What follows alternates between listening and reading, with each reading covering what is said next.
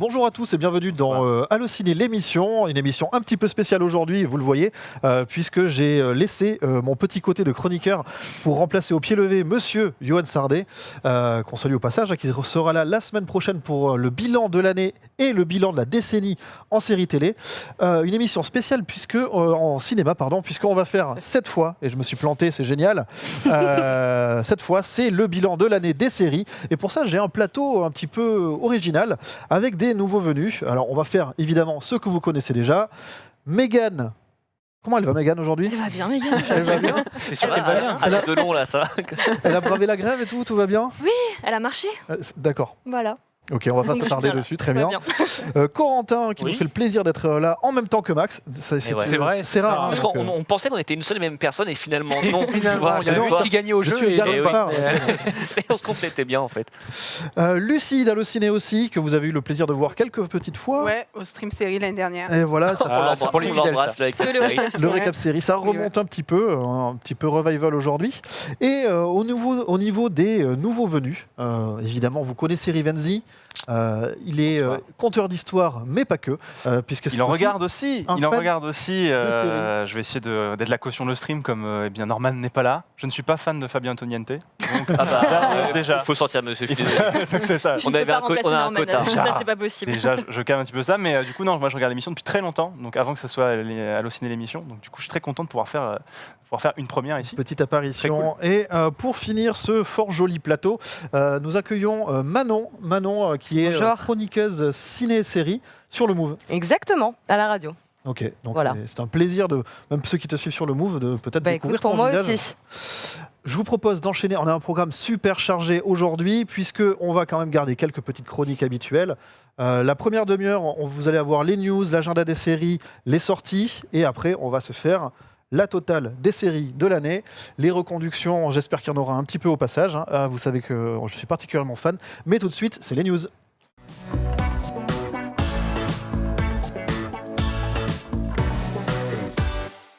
Et les news toutes fraîches, Max, ça commence directement avec les nominés on dit les nommés, pardon. Les nommés pour les Golden Globes 2020, donc les Golden Globes en fait qui sont les récompenses cinéma et séries remises par l'association de la presse étrangère qui est basée à Hollywood, donc c'est-à-dire pas la presse américaine. Et ce sera remis donc le 5 janvier, donc nous ce sera dans la nuit du 5 au 6 janvier. Et ce qui est intéressant, c'est que ces récompenses, on appelle ça aussi l'antichambre des Oscars parce que ça donne un premier aperçu assez fiable quand même de ce à quoi va ressembler le palmarès des Oscars. En sachant que en cinéma comme en série, les récompenses pour meilleur film, meilleur acteur, meilleure actrice sont divisées entre drame et comédie. Ça, c'est un peu de la particularité. Des fois, c'est assez comique. C'est assez comique parce qu'en fait, il suffit qu'un film ait 2 blagues dedans, c'est devenu une comédie. Mais alors, donc côté cinéma, on va commencer déjà. Le grand favori de cette année, eh bien, en fait, c'est Netflix qui s'est offert 3 des films qui ont le plus de nominations. Il y a d'abord Marriage Story, qui est en ligne depuis vendredi, qui cumule 6 nominations. C'est le film le plus nommé de cette cérémonie. Il est nommé partout où il pouvait l'être. C'est-à-dire meilleur film, meilleur acteur, meilleure actrice, meilleur réalisateur, meilleur scénario et meilleure musique. Big Five. Il peut faire le Big Five. Après, Golden Globe, c'était quand même moins important qu'aux Oscars, mais si jamais il part bien au Golden Globe, on peut le retrouver aux Oscars comme ça. Ensuite, The Irishman, 5 nominations. Un outsider qui s'appelle Les Deux Papes, c'est un film qui sera en ligne le 20 décembre, qui recueille 4 nominations. Donc ça, c'est les nominations pour les films Netflix. Et ensuite, derrière, on retrouve Once Upon a Time in Hollywood de Tarantino qui cumule 5 nominations. Le Joker, qui est quand même là avec 4 nominations. On a À couteau tiré, 1917 et Parasite qui ont 3 nominations chacun. Grosse année quand même. Ouais, grosse année parce qu'en fait c'est très dur de déterminer. Parce qu'autant l'an dernier c'était un peu faiblard et en plus c'est Bohemian Rhapsody qui avait gagné meilleur drame et meilleur acteur, ce qui était quand même pas foufou. Mais là c'est un peu dur de savoir pour qui on a un jugement dans cette même Et par contre, et voilà, après je finis cette catégorie cinéma avec les Français. On attendait Les Misérables en meilleur film étranger. Il est nommé, mais c'est pas le seul. Il y a aussi Portrait de la jeune fille en feu, qui n'est pas le candidat français à l'Oscar, mais c'est pas grave parce qu'il peut quand même être nommé au Golden Globe. Donc on aura 2 films français en lice pour le Golden Globe du meilleur film étranger, en sachant qu'il tombe face à Parasite et à Douleur et gloire de Pedro Almodovar. Donc ça va être un petit peu dur. Et on a un 3e français aussi, ça c'est un peu inhabitué, c'est Alexandre Desplat, le compositeur, pour la bande originale des Filles du Docteur March, qui suscite pour l'instant beaucoup d'enthousiasme. Je sais que Mégane pourra en témoigner.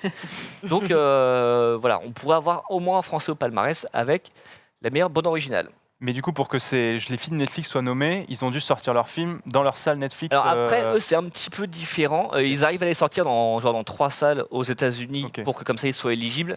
Mais il n'y a pas le même souci aux États-Unis qu'en France par rapport à ça. D'accord. Donc, en fait, mais ils font quand même un effort de les sortir dans 5 salles, on va dire, avant le 31 décembre. Voilà, exactement. Et passé en salle, les gens ont aimé. C'était incroyable. Et côté série, on a aussi du Netflix, puisque on a 3 séries qui cumule 4 nominations. On a The Crown, ça c'est sur Netflix. On a Tchernobyl sur HBO et on a Unbelievable qui est aussi sur Netflix, en sachant que Tchernobyl et Unbelievable sont nommés dans la catégorie meilleur téléfilm ou mini-série, donc elles vont être face à face. Meilleure comédie. Meilleure comédie, ouais, c'est gros délire. Mais c'est vrai que ça aurait pu, on n'est pas à l'abri de ça. Mais en comédie, par contre, on a Fleabag, dont on va peut-être reparler au cours de cette émission, qui cumule 3 nominations. Et pour moi, c'est franchement la série à surveiller, parce que je la vois bien rafler meilleure actrice et meilleure série comique. On a aussi Big Little Lies qui cumule 3 nominations. Et on a la fabuleuse Mrs. Maisel, dont Megan vous parlait la semaine dernière, qui a 2 nominations, qui est la dernière grande gagnante de ce trophée. Alors, est-ce qu'elle va faire elle va passer la 3e, ça on ne sait pas, on le verra le 5 janvier. Et en sachant que d'habitude en comédie, en fait, la série qui raflait tout, c'est VIP, qui s'est terminée cette année. Ça aussi, on va en reparler. Cette année, évidemment, elle est absente. Et il n'y a pas non plus de Game of Thrones, ou presque, parce que Game of Thrones, et ça c'est assez rigolo, en fait, n'a recueilli qu'une nomination. Je vois que ça fait déjà marrer beaucoup de monde. Sérieux ? C'est la seule nomination, c'est pour ce monsieur, c'est pour Kit Harington, qui est nommé comme meilleur acteur dans un drame. Un beau lot de consolation. Et je vous laisse, parce qu'il y aurait pu avoir Peter Dinklage, moi je m'attendais vraiment à ce qu'elle soit nommée en meilleure série dans un drame, le côté, allez, c'est la dernière fois. Comme ils avaient fait sur Le Retour du Roi. Ouais, Le Retour du Roi, Breaking Bad aussi, Mad Men également. Je me suis dit, ça va se finir comme ça. Et non, alors peut-être que c'est un peu comme les élections de délégués, quelqu'un a mis son nom, ils sont plein de gens à faire la même vanne, et ça finit par une nomination pour Kit Harington, mais bon, j'ai un peu des gros doutes, je pense pas qu'il l'aura. Ok, donc rendez-vous le 5 janvier. Dans la nuit du 5 au 6 janvier, en France, ce sera en direct sur Ciné+, parce qu'aux États-Unis, je sais pas à quelle heure, mais pour nous, c'est dans la nuit. Ok, donc pour nous, ce sera l'émission du 7. Exactement, ce sera encore tout frais. Ouais. Voilà, qui sera notre émission spéciale sur Que regarder en 2020, d'ailleurs. Sans transition... Bah si, parce que en fait, c'est tombé hier, en même temps que les Golden Globes, c'est la bande-annonce du nouveau SOS Fantôme, qui s'appelle SOS Fantôme l'héritage, alors qu'aux États-Unis ça s'appellera Ghostbusters Afterlife. Titre de l'enfer. Bah oui, parce qu'on dirait Jason Bourne l'héritage, on dirait un peu tout ça. Vous ne l'avez pas voulu, ils l'ont fait. Est-ce que tout le monde a vu la bande-annonce ou pas? Oui. D'accord, parce qu'en fait, elle va passer comme ça en fond. En fait, c'est une bande-annonce que je trouve à la fois pas très surprenante et un petit peu étonnante quand même, parce que il y a un côté très Amblin, très Stranger Things, évidemment, il y a des acteurs de Stranger Things. Très super, Super 8 aussi. Ça aide un peu, très Super 8 aussi. Et en fait, dans le traitement, la façon dont, en fait, donc apparemment, c'est une famille qui, à la campagne, va découvrir des objets, qui sont les objets, voilà, qu'on voit ici, des anciens Ghostbusters qui seront au casting, mais on ne sait pas exactement de quelle façon. Et ça me fait beaucoup penser à l'approche de Abrams sur le réveil de la force. C'est-à-dire le côté, en fait, il y a une nouvelle génération qui va se connecter avec l'ancienne à travers différents objets, différents artefacts. Et c'est en ça que je trouve la bande-annonce assez étonnante. En plus, ça a l'air assez joliment fait. Ce que je crains, c'est que le film arrive un petit peu tard quand même. Parce qu'en fait, il y a eu beaucoup quand même de films qui sont des suites où il est question d'héritage, de transmission. On a eu Tron l'héritage qui vraiment c'est en plein dedans. On a eu Star Wars le réveil de la force, donc je sais pas trop, mais par contre, ce qui est amusant de noter, c'est que le film est réalisé par Jason Reitman, qui est le fils d'Ivan Reitman, le réalisateur des 2 premiers opus. Ça, c'est la suite directe du 2. En fait, ils ne tiennent pas compte du reboot de Paul Feig avec Melissa McCarthy, Kristen Wiig. Voilà, ça c'est Jason Reitman qu'on connaît plus dans le cinéma indépendant, parce qu'il avait réalisé Juno, il avait réalisé Tully, d'ailleurs on voit, il était à l'avant-première de ce film-là, donc on ne l'attendait pas forcément là-dessus. Mais bon, c'est le fils du réalisateur original. Et au casting, on retrouvera Paul Rudd qu'on a aperçu tout à l'heure. On a donc Finn Wolfhard de Stranger Things qui est aussi au casting. Carrie Coon qui jouait dans The Leftovers. Et McKenna Grace aussi qui jouait la petite fille qu'on apercevait. Donc c'est un tout nouveau casting. Il y aura également Bill Murray, Dan Aykroyd, Ernie Hudson, Sigourney Weaver Et pas Harold Ramis, évidemment, puisqu'il est décédé il y a quelques années. On ne sait pas exactement si ce sera des petits rôles, s'ils auront une place centrale dans le récit, mais le film, chez nous, il sortira le 19 août 2020.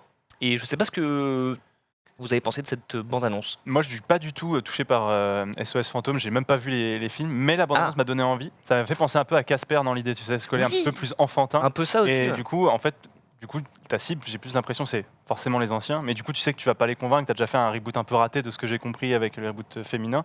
Mais le but, ça va être plus d'intéresser une jeune audience à la franchise. Et je trouve que c'est plutôt bien fait. Je trouve que c'est plus là qu'il faudrait tendre vers une franchise qui date quand même des années 80, où c'est difficile de reconvaincre, de leur dire attendez les gars, c'est un autre délire encore, on vous a déçus, mais on revient avec un autre truc. Quand tu revois, nous, pour la sortie du livre Allociné, la génération 80, on avait projeté SOS Fantôme en salle. Ça a pris un petit coup de vieux quand même. Ça a pris un petit coup dans la face. Ouais, et puis en plus, c'est un film que tu revois, le rythme est quand même compliqué parce que c'était beau. Ils viennent tous du Saturday Night Live, c'était que des impros.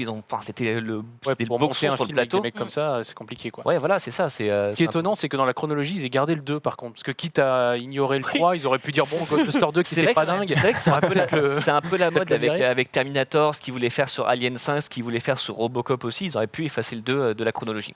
Ouais, carrément. Je vous propose de rester dans les années 80 aussi. Oui, belle transition, merci. Et oui, puisqu'on est exactement dans l'année 84 cette fois. Merci, exactement.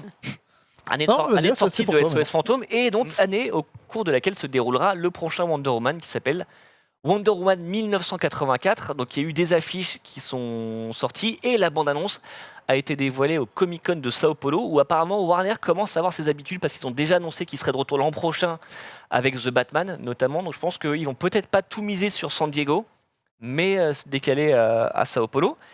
Et donc voilà, la bande-annonce a été dévoilée. Donc le film se déroulera dans les années 80, là où le premier se déroulait pendant la Première Guerre mondiale, pardon. Ouais. Et en fait, l'explication à ça, au-delà du fait qu'elle est immortelle et qu'elle traverse le temps, c'est qu'en fait c'est une suite, mais une suite façon James Bond ou Indiana Jones. C'est-à-dire que t'es pas obligé d'avoir vu l'épisode précédent pour tout comprendre de celui-ci. À une exception près, c'est qu'il y a quand même le retour du personnage de Chris Pine qui était mort à la fin du Et c'est ça que j'ai pas compris. Ouais. Alors, et pourquoi ils le mettent dans la bande-annonce en fait? Parce qu'en fait, ils l'ont annoncé en fait, dès les photos de tournage, ils l'ont montré, dès les photos, ils l'ont expliqué.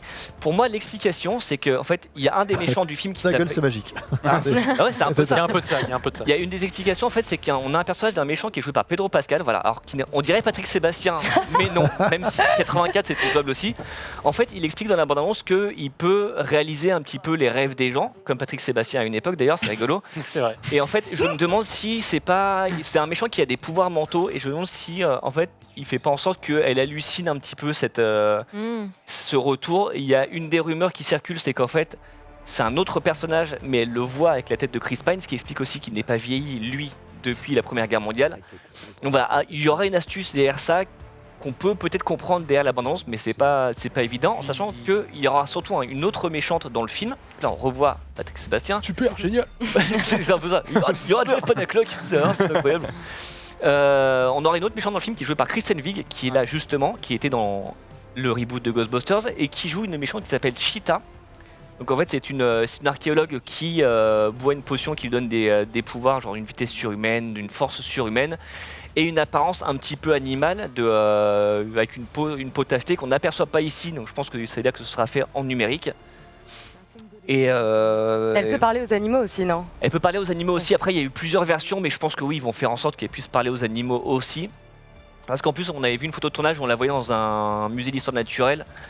Il y a sûrement quelque chose autour de ça. Très bien, très bien. Donc voilà. Ça sort quand? Le 3 juin 2020. En fait, c'est la même époque que la sortie du premier, qui avait rapporté plus de 800 millions de dollars dans le monde. Donc ils ont repris ce créneau qui leur avait porté chance. Et il y aura toujours Gal Gadot, évidemment, dans le rôle principal. Ok, on va enchaîner si tu le veux bien avec le top 3 de l'actu Allociné. Oui. Donc je réexplique pour ceux qui découvrent l'émission. Bienvenue. Installez-vous. Tu vas nous faire un petit topo sur les 3 actus, les 3 pages les plus consultées. Ouais, qui ont le fait plus fait réagir la semaine dernière. Et la 3e, ça concerne Grégory Le Marchal, puisqu'il y a un téléfilm qui est en préparation du côté de TF1. Allez, on va tout de suite passer aux 2. Voilà. D'accord. Et donc l'acteur qui va incarner Grégory Le Marchal a été choisi. Il s'appelle Michael Lumière et vous l'avez peut-être vu si vous faites partie de ces rares personnes. Donc ça c'est Grégory Il Le lui Marchal. ressemble vachement, c'est bluffant. C'est vrai, on dirait lui. Ça, c'est Michael Lumière que vous avez peut-être vu dans La Vérité si je mens les débuts, si vous faites partie des 45 spectateurs qui ont vu le film en salle. Franchement, le choix, il y a un petit truc, moi je trouve. Oui, non, Ah bah, oui, oui. Physiquement, il y a quelque Il y a un chose. petit truc, ouais. Donc voilà, c'est à voir. C'est un téléfilm qui sera bientôt en tournage et qui s'appellera Pourquoi je vis et qui sera mis en scène par le réalisateur de Jean-Philippe. Le film avec Johnny et Fabrice Lucchini, ce sera pas le même délire.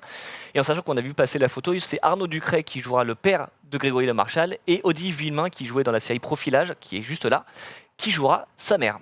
Pourquoi Ça vient d'où C'est l'envie de qui On sait Envie un de peu, rien, besoin de rien, envie d'un téléfilm sur Grégory Le Marchal, je ne sais pas. Non, parce qu'en fait, Ce sera un téléfilm. oui, Ah, ok. pour TF1 qui avait diffusé la Star Academy 3 dans laquelle il a été révélé et qu'il avait gagné. Donc je pense que voilà, c'est C'était assez, la 4. C'est un Pardon. carton. C'était la assuré, 4 exactement. J'ai eu un Ah, doute en c'est sûr le que ça faisant. va marcher. Est-ce que Nikos reprend son rôle J'espère. J'espère, franchement, il y a moyen. Voilà. Mais après, en fait, comme chaque année, ils font une commémoration quand même du décès de Grégory Le Marchal. Je pense que c'était qu'une question de temps avant qu'ils en arrivent à faire un film sur lui. Mais tu sais, on en rigole ici, mais moi, il y a plein de gens à qui je parle et je leur dis Grégory Le Marchal, je m'en fous. Il y en a plein qui me disent ah ouais, c'était quand même une voix quand même. Et tout. Oui, alors, Les gens c'est sont là. vrai. Ouais. Quand même. Et je suis C'est là, vrai qu'il avait une très belle voix. Ouais, mais du coup, tout le monde était là quand même, il y a un truc et tout. Je suis Ouais. d'accord, ok. Oui, alors, Il y a un c'est truc là, qui s'entretient. c'est là que ça va être compliqué pour l'acteur qui va jouer le rôle. C'est au niveau vocal, parce que j'imagine qu'il va devoir chanter. Oui, ou alors il va Part faire sur du des bonnes playback. Hein. Ouais, je pense qu'il va faire du playback parce que Ouais. quand même, Ouais. il n'avait pas une voix. Je pensais que tu puisses apprendre à chanter comme ça, quoi. Parce qu'en plus, ouais, il montait dans les aigus, il C'était avait assez repris unique, Balavoine, comme c'était voix, donc, c'était assez dingue. c'est compliqué à imiter et c'est compliqué à.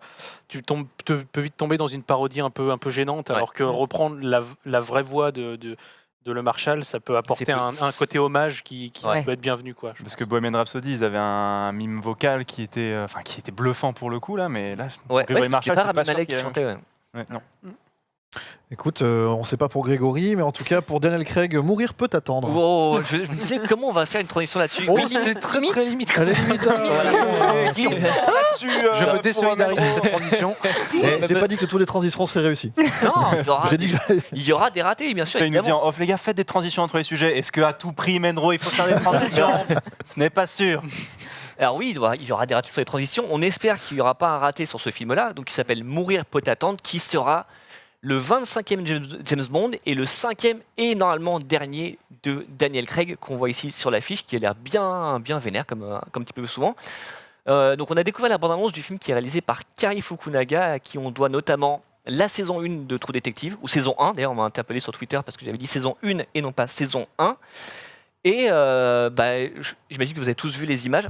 Et franchement, ça s'annonce visuellement déjà, ça a l'air plutôt pas mal. C'est le chef opérateur de La La Land et de First Man qui est derrière. Ça rend plutôt bien. Après, bon, l'histoire reste assez mystérieuse.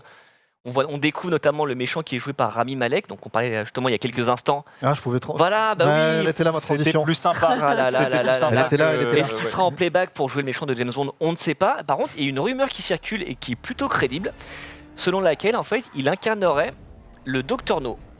Sachant que dans Spectre, le précédent, on avait eu Blofeld sous les traits de Christophe Waltz. Et là, il y a une rumeur qui dit que Rami Rami Malek. Malek serait le Dr No. Et là où c'est pas bête, c'est que le titre original du film, c'est No Time to Die. Mm. Et tu te dis que peut-être qu'en fait, il y a un jeu de mots qu'on a complètement perdu en français Peut-être passer à côté, et qui ouais. était infaisable. Donc ça aurait du sens. Après, je suis pas sûr que ce soit une bonne idée de ramener un méchant iconique parce que pour les gens d'aujourd'hui, ça ne parle pas du tout. Enfin, on voit le truc de Blofeld en fait. Ouais, mais Les ça vrais reste un clin fans, d'œil. ça leur a parlé, mais les 3/4 du public se sont dit. Bah, le Après, très bien. c'est intéressant, un bon clin d'œil comme ça, surtout que c'est son dernier film. Voilà, Daniel après Craig ça en tant ferait, que il James bouclerait Bond, la ça boucle peut- en revenant vraiment aux origines. En plus, ça va se passer en partie en Jamaïque, là où avait été tourné le premier James Bond et là où ça se déroulait. Donc pourquoi pas. Et comment ils gèrent les chronologies dans les James Bond? Parce que ça, le crois fait, qu'ils- je No, crois qu'ils tu s'en vois, foutent. Ouais. Voilà, Oui. parce que le premier No, c'était en 63, je Ouais, crois. exactement. Ça commence à dater un petit peu. Donc du coup, Ouais. ils nous avaient déjà fait un peu le cas avec Blofeld, mais au moins Christophe Waltz avait un certain âge. Ouais, voilà, Là, bien sûr. nous sortir Rami Alors, Malek. ouais, mais en même temps, dans ça, la bande-annonce, il y a une histoire, t'entends Rami Malek qui parle d'un côté, genre, il dit à James Bond, il dit genre, vos aptitudes elles vont décliner avec votre corps, moi non, sous-entendu, peut-être qu'il y a des histoires de chirurgie ou de transhumanisme ou de choses comme ça, Peut-être. ce qui serait bien dans l'air du temps aussi, parce que le réalisateur annonce quand même un méchant particulièrement retors et très très actuel. Ce serait peut-être le transhumanisme, c'est Ça vrai qu'on y est. expliquerait peut-être aussi les craquelures qu'il a sur la peau. Ah oui, oui, Ouais, il a l'air exactement. C'est d'être qu'en fait, brûlé. c'est qu'il a l'air d'être brûlé, sachant qu'il mourait dans une espèce de cuve bouillante à la fin de Doctor No. Et peut-être qu'il a fait des opérations qui tournent plus ou moins bien, ouais. C'est quoi la news la plus lue et commentée, qui Eh fait bien, le plus c'est une réagir news- sur Allociné? Assez rigolote qui s'appelle Ivre, virgule, Tom Holland sauve la saga Spider-Man. Sans aucune transition, mais voilà, c'est l'histoire que Tom Holland a racontée récemment. Donc vous savez que l'été dernier, le contrat entre Marvel et Sony autour de Spider-Man a été rompu, donc alors qu'il y a un troisième film était prévu. Et donc Tom Holland a quand même beaucoup travaillé pour sauver ça. Et ce qu'il explique, donc, c'est qu'il a appelé le patron de Disney, qui s'appelle Bob Iger, pour le remercier de ce qu'il avait fait pour lui en lui permettant de jouer Spider-Man et en disant qu'il serait prêt à rebosser pour lui d'une façon ou d'une autre. Et voilà, donc ils ont pris rendez-vous. Et il se trouve que le Bob Iger en question l'a rappelé alors qu'il était dans un bar en train de participer à une soirée quiz avec sa famille, qui était un peu pété avec 3 pintes. Ah, c'est les soirées Et que quiz, du quoi. coup, voilà, apparemment, il aurait même pleuré en disant le remerciant. Et c'est ce qui aurait sauvé la saga Spider-Man auprès de Disney. Ah, je vais J'y appeler Alex. crois, alors j'y crois un peu moyen, parce que je trouve que plus le temps avance et plus Tom Holland, on lui écrit un rôle un peu étrange de, il révèle des infos qu'il ne devait pas révéler, mais en fait si il sauve Spider-Man parce qu'il était bourré au téléphone. Je trouve que voilà, en fait, ils essaient de mélanger un peu trop le côté maladroit de Peter Parker et son côté maladroit à lui, qui est réel aussi. On a eu, il nous est arrivé vraiment en interview qu'il nous balance une info qu'il ne devait pas balancer. Ah oui. Mais voilà. Peut-être qu'effectivement il l'a appelé dans un bar, peut-être qu'il n'était pas aussi bourré qu'il le dit, mais voilà, il y a un peu Ah, toute c'est une pour histoire qui se l'histoire. crée, voilà exactement, toute la légende Mais par de contre, Tom Holland en s'il te lâche Spider-Man. une fausse info, enfin une info qu'il a pas le droit de dire en interview, qui s'en rend compte juste après l'avoir dit. Et nous, comment ça se passe nous on était en interview en live quand on l'a su. Ah oui, donc il Avec n'y avait lui. pas de filet de En sécurité. fait, c'est quoi, qu'en fait, juste, on savait qu'il y avait, donc c'était pour le premier Spider-Man avec lui, Mhm. on savait qu'il allait y avoir un 2 et il nous parle de trilogie. Et je lui dis, il m'a dit, on savait pas qu'il y avait un 3, il fait. D'accord, ah bah vous savez maintenant, voilà. Et en fait C'est tout le fou, monde a ça. repris ça derrière. Donc, mais c'était une gaffe gentille parce qu'on se doutait qu'il y aurait une trilogie. Il a pas non plus annoncé la fin de Avengers Endgame que Marvel a pas voulu lui révéler de toute façon. Donc voilà, c'était la news qui a fait le plus réagir, qui a été la plus lue la semaine dernière. Tout ça, c'est pour dans quelques mois, voire plus. Plus, ce sera le 16 juillet 2021 aux États-Unis, Spider-Man 3. 21, ouh. Ouais, ouais. On a On le temps.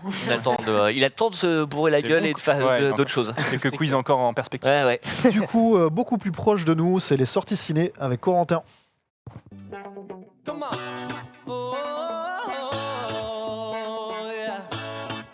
Les transitions sont quand même assez C'est incroyables. génial. Et puis surtout, qui a fait la voix de ce générique C'est un monsieur qui s'appelle Thomas, on ne sait pas qui.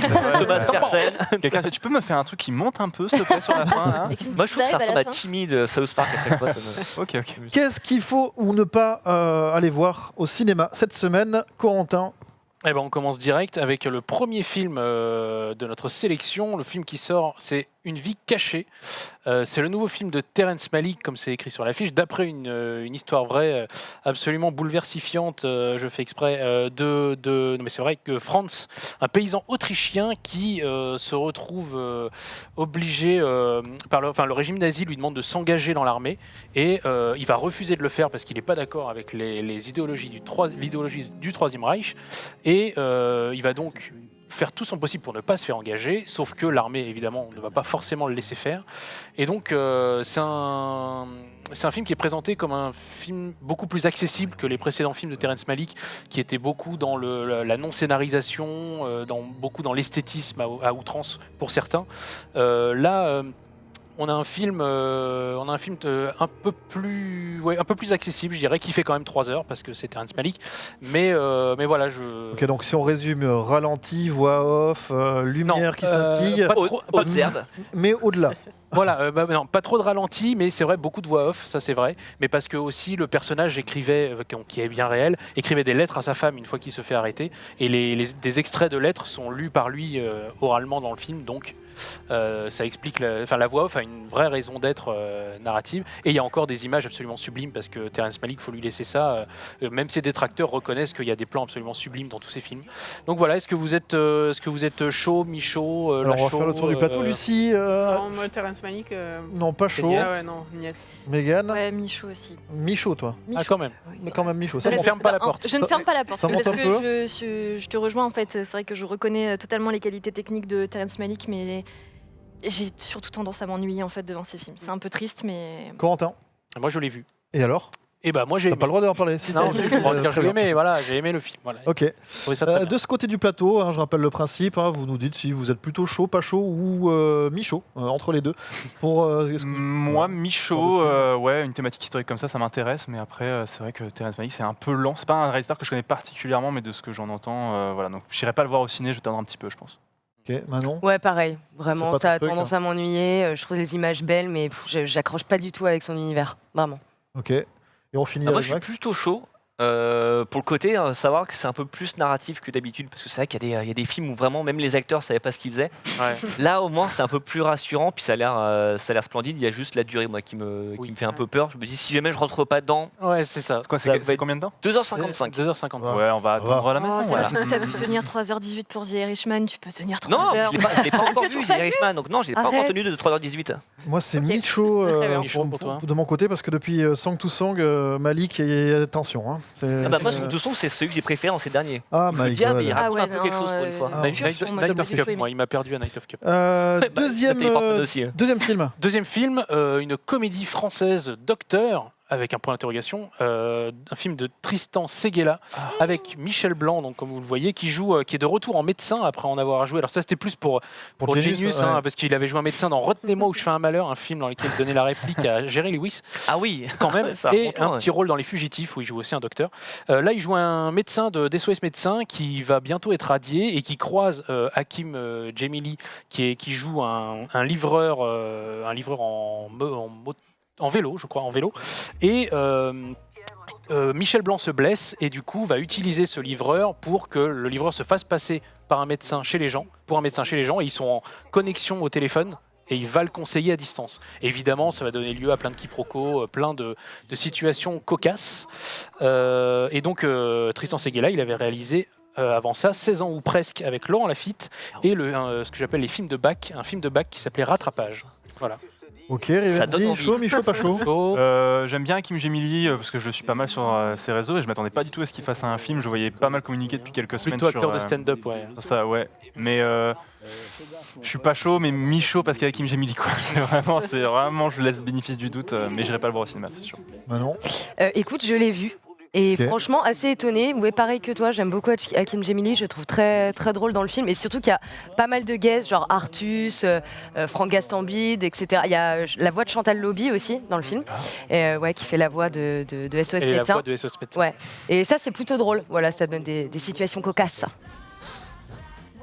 Max. Pardon, moi je suis mi-chaud, parce qu'il y a Michel Blanc déjà, donc c'est toujours... Enfin, tu vois, et puis je trouve que la bande-annonce est assez efficace, même si tu vois le truc, tu comprends le truc, et tu sais comment ça va être terminé, mais je pense qu'il y a un truc qui a de pas trop mal marché.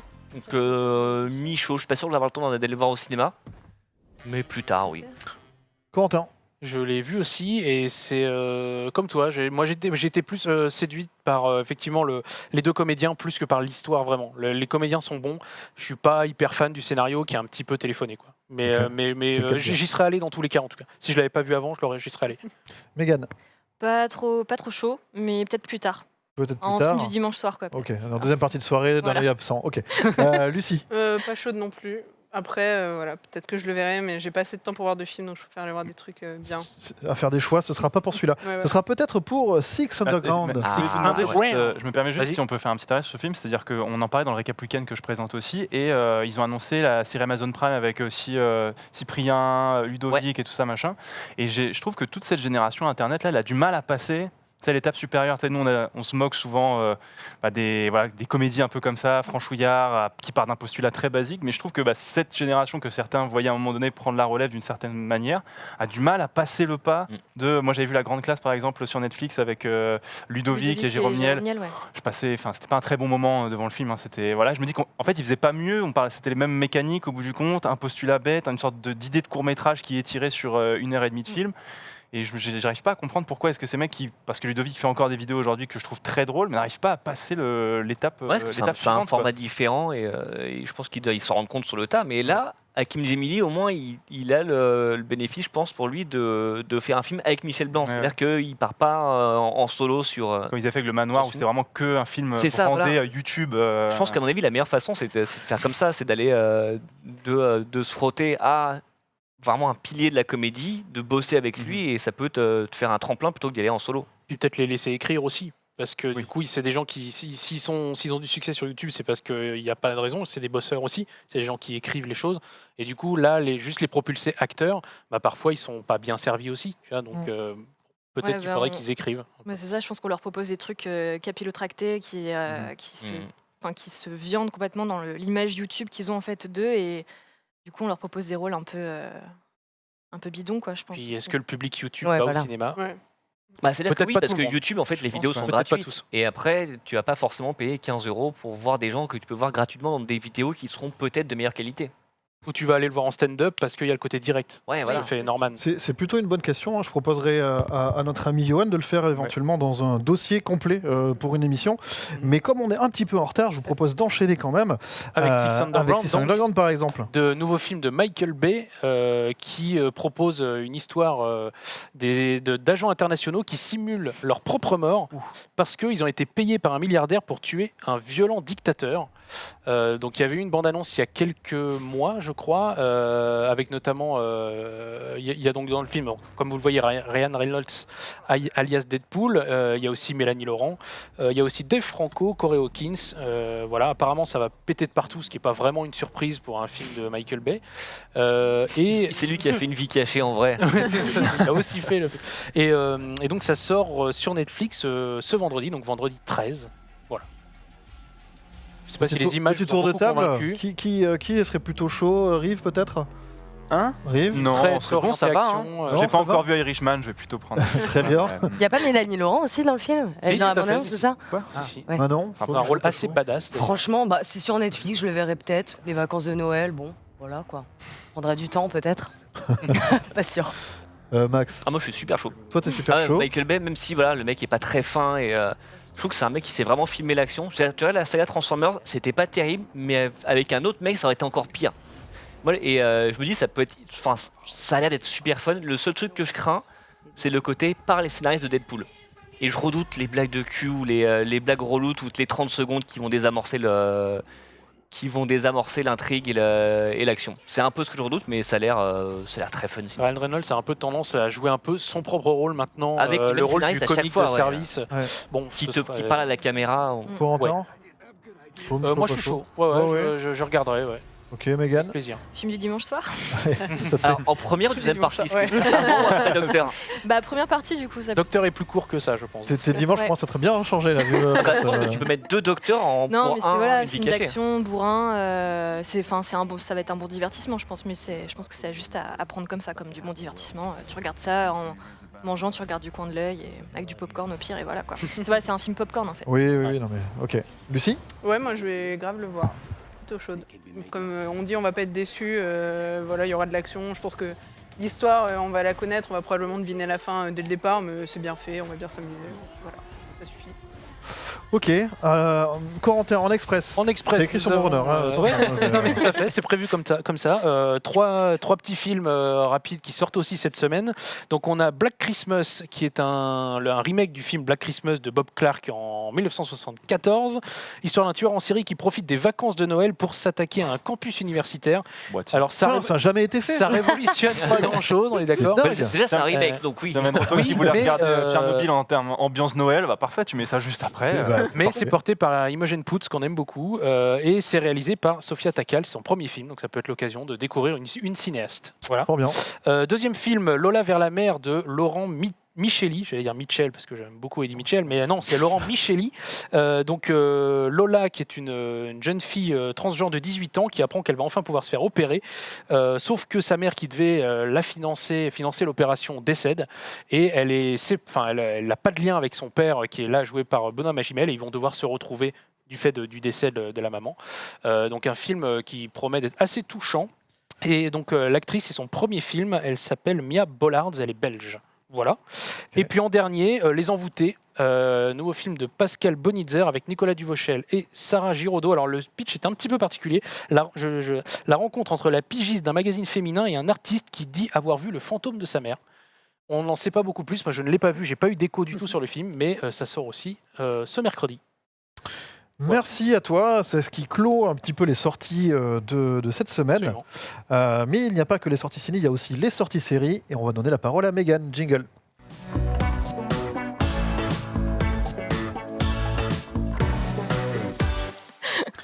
Et on commence tout de suite avec Platane saison 3. Oui, Platane saison 3, grand retour après 6 ans, quasiment 7 ans d'absence après la saison 2.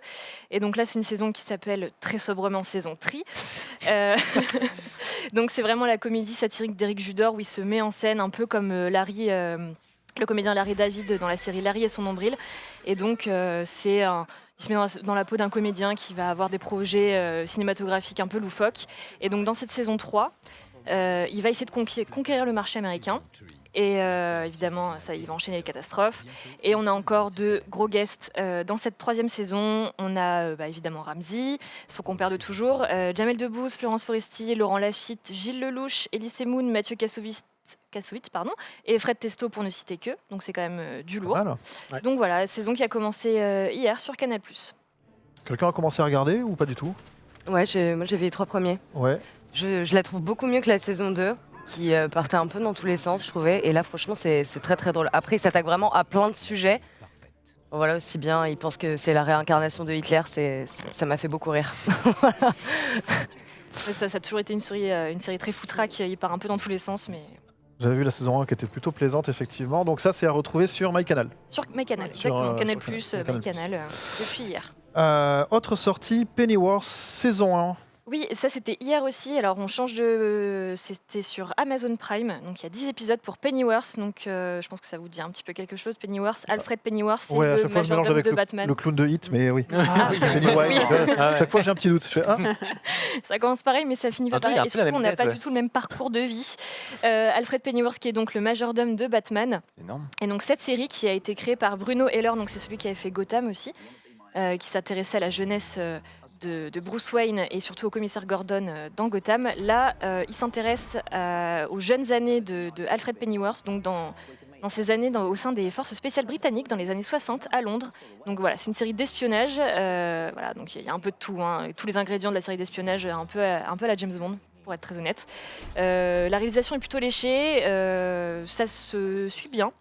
Et c'est toujours intéressant de voir un petit peu comment des personnages clés de grandes sagas comme ça ont commencé en fait. Et on a aussi la rencontre avec le père de Bruce Wayne. Enfin voilà, il y a plein de petites anecdotes comme ça. Et ça a déjà été renouvelé pour une saison 2. Ok, il y a combien d'épisodes dans la saison? 10. 10.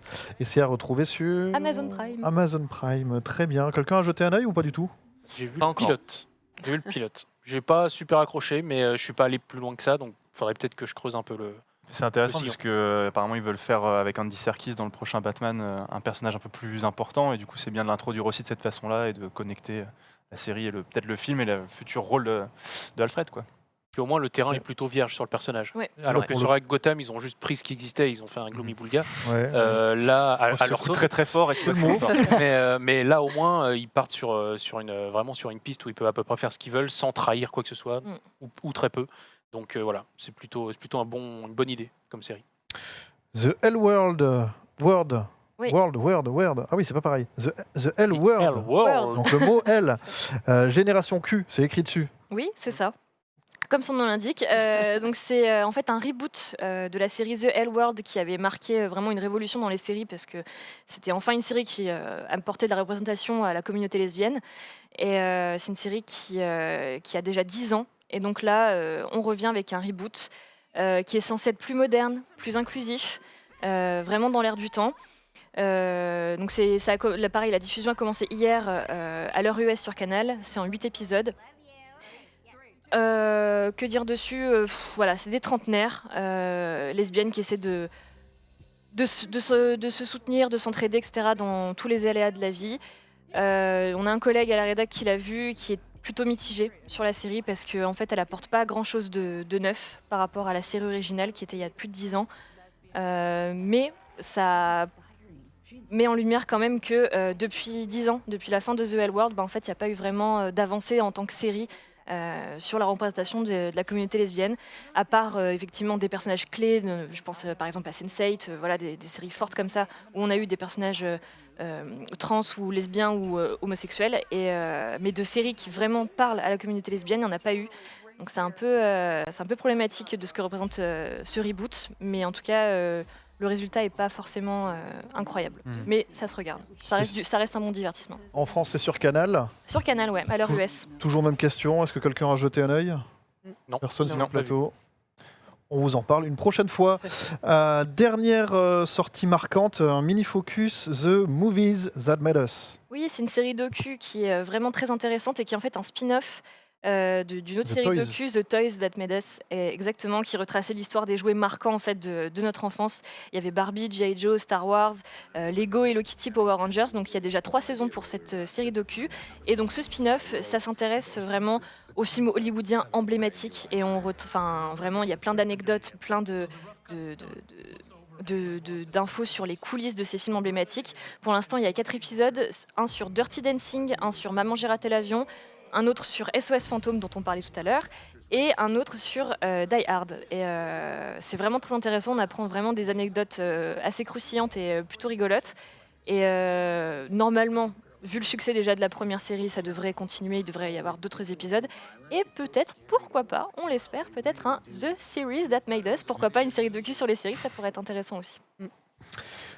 C'est à voir sur Netflix. Exactement, oui, pardon, j'ai oublié de le préciser, c'est déjà dispo sur Netflix. C'est déjà dispo, pareil. Moi, ça me botte bien. J'avais pas vu. Je dois voir la série avec les jouets, mais moi, les séries docu, moi, ça me va bien. Donc, je pense que je vais m'y mettre là. Ouais. Moi, j'ai regardé seulement ceux sur Maman j'ai raté l'avion et sur SOS Fantôme. Okay. Et c'est hyper intéressant. Tu apprends que Maman j'ai raté l'avion, le décor de la maison, ils ont fait ça dans un gymnase. Voilà. D'accord. Ouais. Et qu'à la fin, quand il y a la maison inondée de son voisin, en fait, c'est dans la piscine vide du gymnase qu'ils ont construit ce truc-là pour pouvoir faire couler l'eau assez facilement. Et c'est bourré d'anecdotes. Ouais. C'est vraiment hyper intéressant. Et Ouais, c'est c'est- 45 minutes en plus à chaque fois. Ouais, voilà, ça se voit vite. Et puis c'est assez intéressant de regarder. Enfin, moi, j'ai vu celui de Die Hard. Et genre, j'ai regardé l'épisode et après, j'ai regardé Die Hard. Et c'est assez marrant de voir les petits trucs où, genre, à un moment dans Die Hard, ils expliquent comment ils ont fait brûler l'hélico. Et genre, donc après, quand on voit la scène, on se dit, ah oui, c'est vrai que ça rend mieux quand c'est fait bien et pas avec la petite maquette pourrie. Enfin, voilà. C'est vachement intéressant.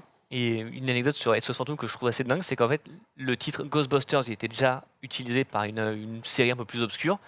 Et donc, pendant que Columbia négociait les droits, en fait, ils devaient tourner 2 prises de toutes les scènes dans lesquelles ils citaient leur nom ou ils affichaient leur nom. Donc, une avec Ghostbusters et une avec Ghostbreakers. Ok. Et c'est assez étonnant, en fait, de voir qu'ils ont tourné un peu à l'arrache, comme on disait tout à l'heure. Et que même ça, ils n'étaient même pas sûrs du titre. Donc, ils ont dit, vas-y, on va essayer les deux. On va voir comment on fait. Alors que je crois qu'il y a Norman dans le chat. Ouais, on fait un petit Norman. coucou Ah, évidemment ouais. à Genius qui nous regarde, qui n'est pas là aujourd'hui parce que effectivement, vous allez le voir, l'émission va un petit peu vriller à partir de maintenant et on va faire Freestyle. l'année des séries et on commence tout de suite avec le bilan et les fins de série. Jingle. Calme, maman.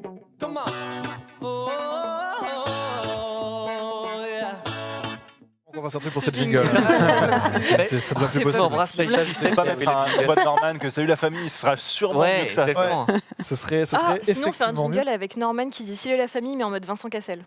Et on Oh, prend Ah, les ça devants. serait tellement bien. Pour les Q&A, quand on fait les questions-réponses du chat, ça peut être pas mal. Ouais. Non, mais c'est même en fait, il fait ouais, salut, c'est le jeu là maintenant. Tu sais, en fait, il dit le jeu, les news comme ça. Franchement, tant qu'à faire. En mode vénère. Ce bilan de 2019 en série télé va se découper en 3 grosses parties. La première, ce sera les fins de série. En suivant, on fera les nouvelles séries. Et enfin, vous aurez les coups de cœur des gens invités sur ce plateau aujourd'hui. On va commencer tout simplement par la fin de la série qui a occupé quasiment toute l'attention de la plus grande partie des fans de série sur ces 8 dernières années. Je parle bien sûr de Game of Thrones saison 8 qui s'est finie un petit peu en tambouille, j'ai envie de dire. Et la neige a fondu. Merci Maïté. Ouais, la neige a fondu un petit peu sur la planète Game of Thrones. On avait fait une émission bilan, rappelez-vous. Oui. Qu'est-ce qu'on en a pensé avec le recul, Game of Thrones? Est-ce que déjà quelqu'un a été fan de la série? Oui. Mégane. Ouais. Bah écoute, j'étais un peu énervée, à chaud. Et avec le recul, en fait, ce qui me dérange, c'est pas tant le fond, parce qu'il y a une logique dans le fond et vraiment la finalité de la série. Moi, c'est la forme en fait qui m'a vraiment déplu, parce que clairement, il manque des épisodes. Oui. Il manque des épisodes. Les ellipses temporelles, c'est pas possible. C'est amené trop rapidement et en fait, ça casse tout. Ça casse vraiment toute la mythologie qui avait été créée depuis la saison 1.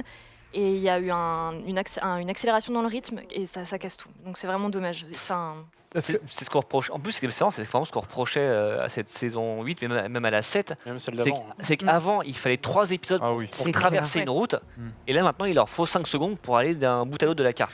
Alors justement, je vois tout le monde qui dit oui, la saison 8, la saison 8.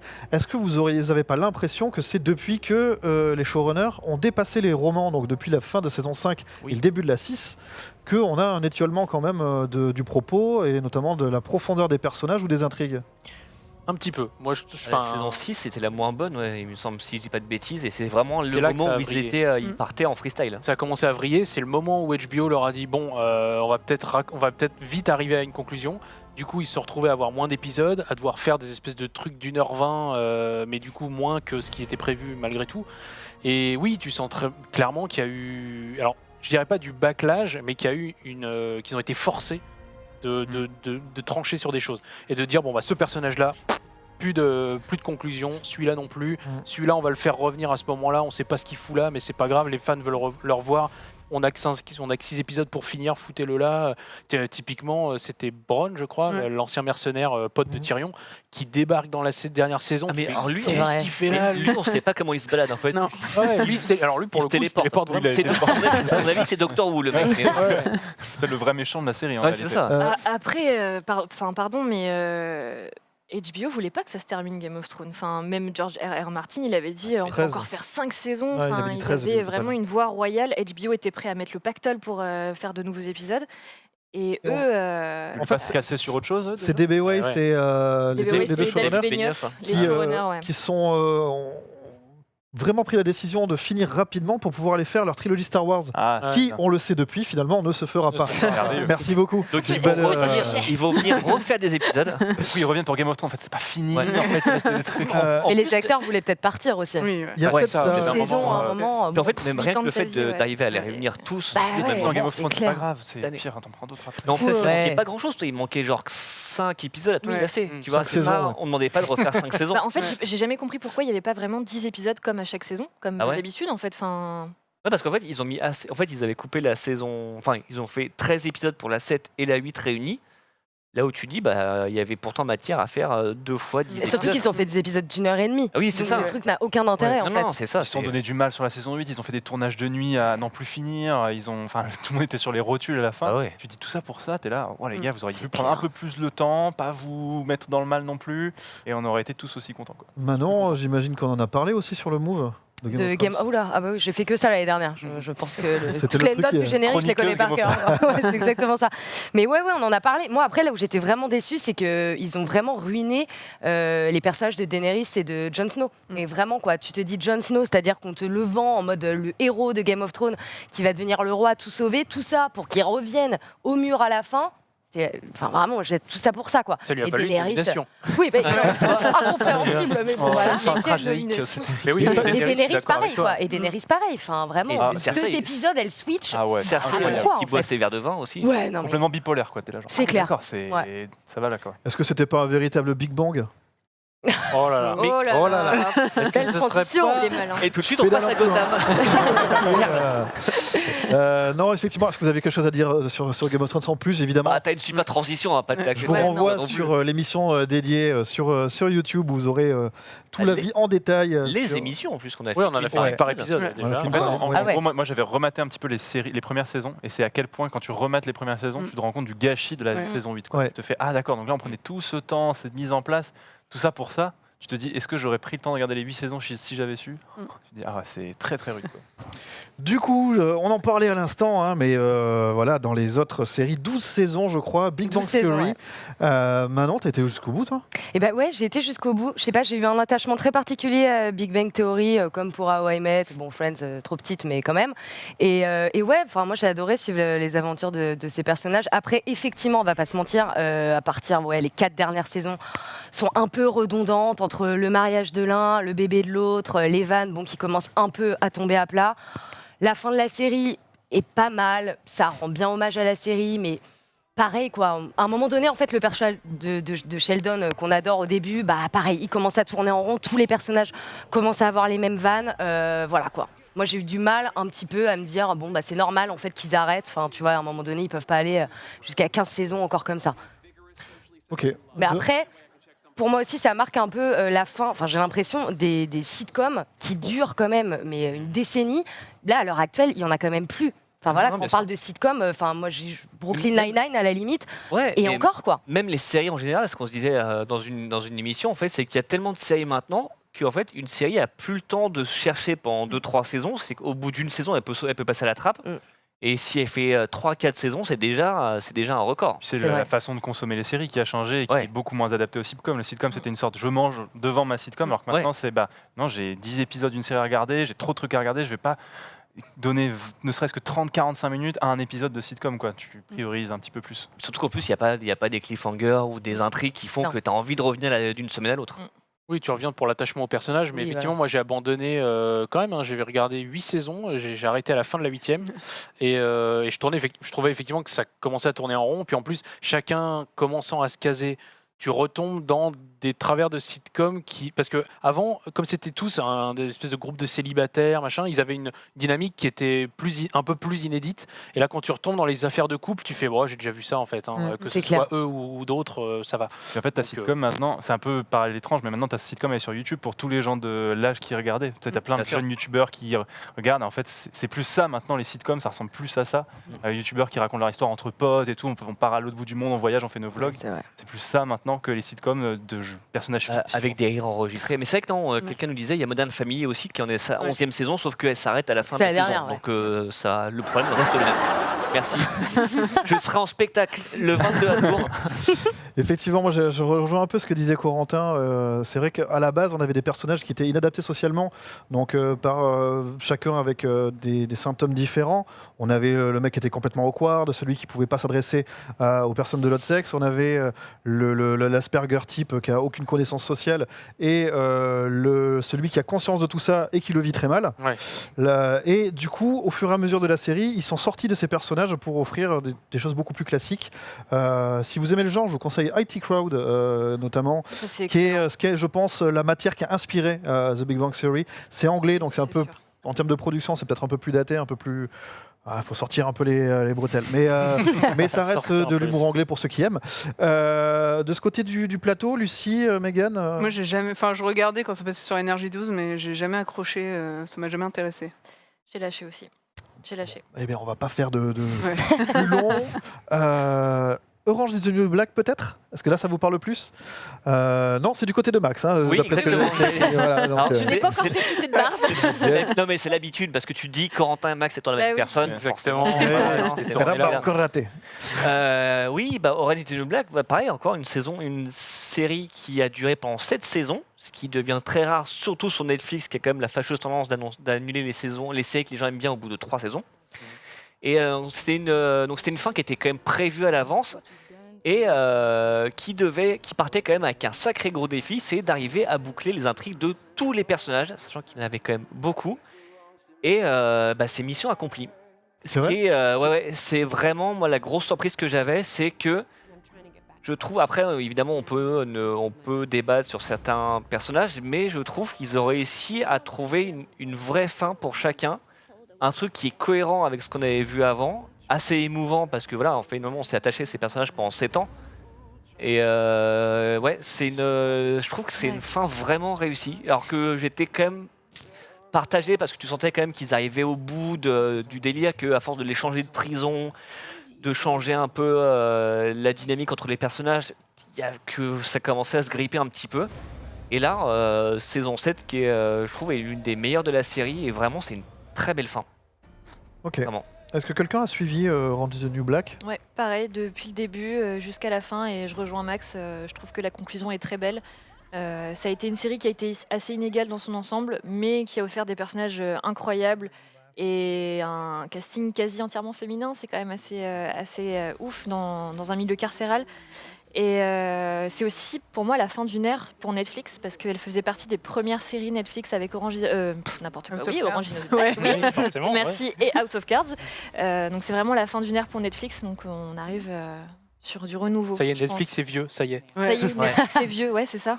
Ouais, quand même. Netflix est vieux. De ce côté, Rivenzi, Manon. Moi, j'ai pas du tout maté Orange Vous avez is the New pas- Black. c'est J'ai pas regardé le votre cam premier épisode et j'ai pas réussi à accrocher aux propos, donc non, j'ai Pareil. pas persévéré. Alors peut-être plus proche de l'audience du stream, je ne sais pas. Mister Robot.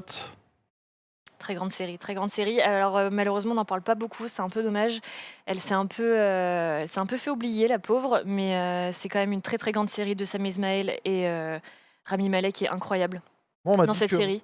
je te coupe, excuse-moi, on m'a dit que ça commençait hyper bien, que ça se finissait vraiment pas mal et qu'il y avait un gros ventre mou au milieu. Bah, en fait, c'est ça. C'est que La saison 2 était compliquée. hein. La saison 2 était compliquée parce qu'en fait déjà de base la série est compliquée. Quand on parle de hackers, de milieu informatique et vraiment de contrôle du monde, etc. par des multinationales et par des groupuscules politiques, c'est quand même un sujet qui est assez lourd. Donc c'est dur à suivre et même moi parfois il y a des moments où je me dis j'ai pas compris, il faut que je revoie l'épisode parce que là c'est Puis quand sans même tomber dans la caricature après aussi. il y a un peu de ça. En fait, effectivement, il y a un ventre mou entre saison 2 et saison 3.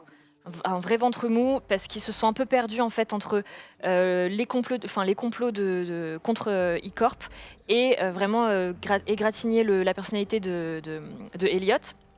Mais alors par contre la saison 4 là qui va clôturer vraiment la série est géniale.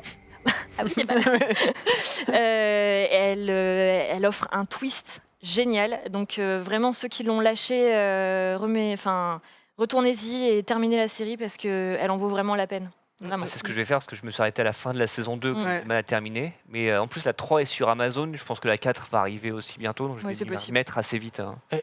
Question un peu polémique, est-ce qu'on peut zapper des saisons? Est-ce qu'on non. peut voir la 1, la Mais ça me 4 paraît et- compliqué. Bah, si. Malheureux. Parce que malheureux. si elles sont pénibles, bon. Bah, pas le problème, non c'est plus, qu'en fait, si tu zappes la 2, parce que la 2 aussi, il y a un énorme twist. Si tu zappes la 2, je pense que ça peut vachement T'auras du mal à nuire comprendre à la après, compréhension ouais. de l'ensemble. Bon, bah, on subira la 2 et la 3. C'est combien d'épisodes par saison, c'est- Mr. Robot? Il y en a 13 Il y en là, a dans la- de la pardon, 4. de saisons ou D'épisodes. d'épisodes D'épisodes par saison? Ouais, Une entre dizaine, 12 et 13. ouais. Ça Oh dépend là des là, saisons, Oui, ça va, mais ça ouais. va, ça va, ça va. Très bien. Ok. Ça fait quand même pas mal d'épisodes. Et c'est très très bien réalisé. Il y a des plans incroyables. Enfin, vraiment, Oui, il y a un peu dans la même veine que Vince Gilligan pour Breaking Bad. Enfin, c'est vraiment. Un truc que je trouve une assez, grande assez qualité, étonnant, en fait, c'est qu'il y a beaucoup de plans où tu vois en fait l'acteur est cadré là et tu as énormément d'espace. Tu vois, c'est comme si en fait, moi, il y avait un plan où on voyait le plafond et on voyait juste ça de ma tête. En fait, ils ont l'air écrasés dans le décor, ça appuie l'ambiance. ouais. Ok. Et pour la saison 4, ils ont fait quand même un épisode qui est assez dingue où il y a 0 dialogue. Voilà, Ah ouais. je spoil, Ah ouais je ne dis pas le On nom va de l'épisode. s'embêter, alors, Il y a- à penser à 0 Non mais c'est-à-dire, franchement, je l'ai vu. Il y a des rires enregistrés. j'ai- C'est ça. Au bout d'une demi-heure, je me suis dit, ah mais en fait, il n'y a pas de dialogue depuis le début. Ah ouais. Vraiment, c'est hyper intelligent. Ah, punaise, Ouais. ça serait peut-être une première. Effectivement, donc Mister Robot, à voir où en France? Alors, C'est où déjà? Normalement, c'est sur France 2, ouais, mais alors ils le diffusent à 1h du mat. C'est ça, En France, plein France été, 2 hein, martyrise cette Ouais. série en la diffusant dans la nuit. Mais sinon, il y a. Il y a c'est il y a Amazon qui a Amazon saison Prime 1, 2 qui et a- 3 pour c'est ça. l'instant. Ok, donc Exactement. on peut commencer sur Amazon et finir sur. Bon, d'ici là, ce sera arrivé, j'imagine ailleurs. Oui, oui. Autre ambiance avec The Deuce, Corentin. Absolument. Série que j'ai adorée depuis son lancement, même si là on parlait de Mister Robot, là c'est un peu le même genre de série avec quelques ventres mous parce qu'il y a quand même 8 à 10 épisodes par saison selon la saison. Il n'y a que 3 saisons par contre. Et donc c'est une série, pour ceux qui ne connaissent pas, série HBO, donc OCS en France, qui se passe à partir du début, enfin mi-70 jusqu'à mi-80 à peu près, et qui couvre une rue qui s'appelle la 42e aux États-Unis, enfin à New York, et donc qui est surnommée The Deuce, c'est le surnom de la rue. Et on suit son évolution, et à cette époque-là, c'est une rue qui voit arriver les cinémas pornographiques, enfin la prostitution amène le fait que les prostituées vont commencer à travailler dans le cinéma pornographique, l'industrie pornographique explose et commence à vraiment devenir rentable. Donc les Mac commencent à s'intéresser à ça. Après, dans les années 80, il y a l'arrivée des vidéoclubs qui commencent à tuer le porno sale. Enfin, on suit tout ça sur 3 saisons. C'est vraiment très très intéressant. Il y a James Franco qui joue 2 rôles. Il joue des frères jumeaux. D'accord. des faux jumeaux parce qu'ils se ressemblent pas à 1000%, mais quand même ils ont chacun leur style pour qu'on les reconnaisse bien.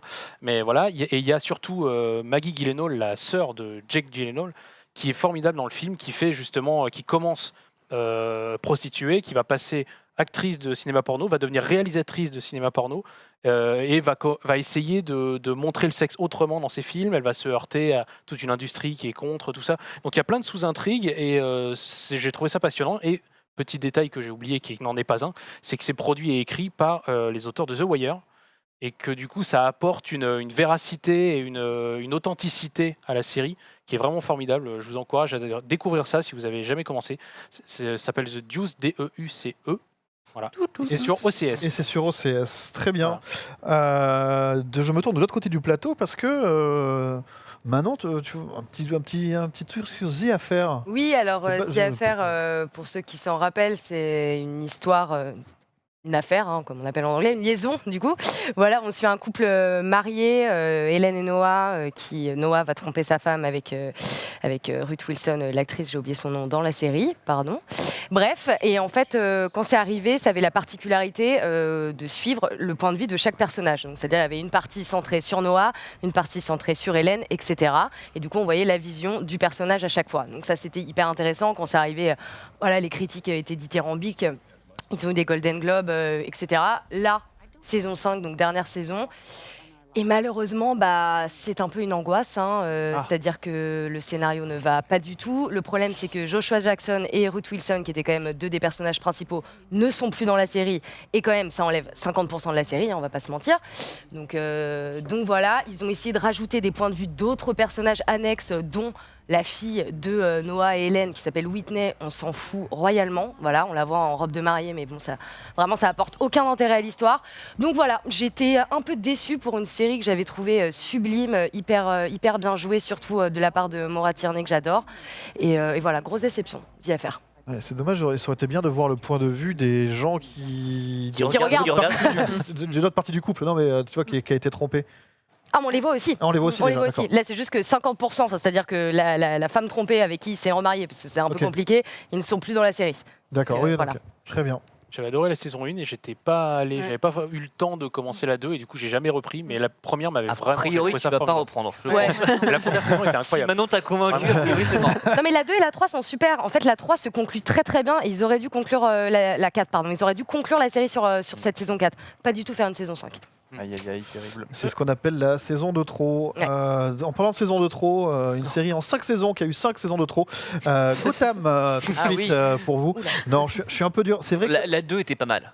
Alors, non, Je n'ai vu que 3, donc je peux pas te le dire. alors, pour le coup, je me la suis infligée jusqu'au bout. C'est comme. Comment ça s'appelle, Grimm. Non, Grimm. C'est fou comment Ah, j'ai ouais, dévoué non, quand même mais- des Ah, fois. Walking un Dead, truc, c'est une autre souffrance. Hein.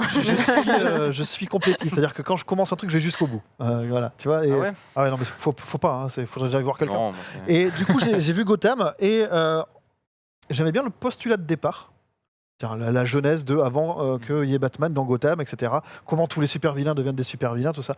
Bon, après, il y a l'exécution. C'est là que c'était un petit peu bancal.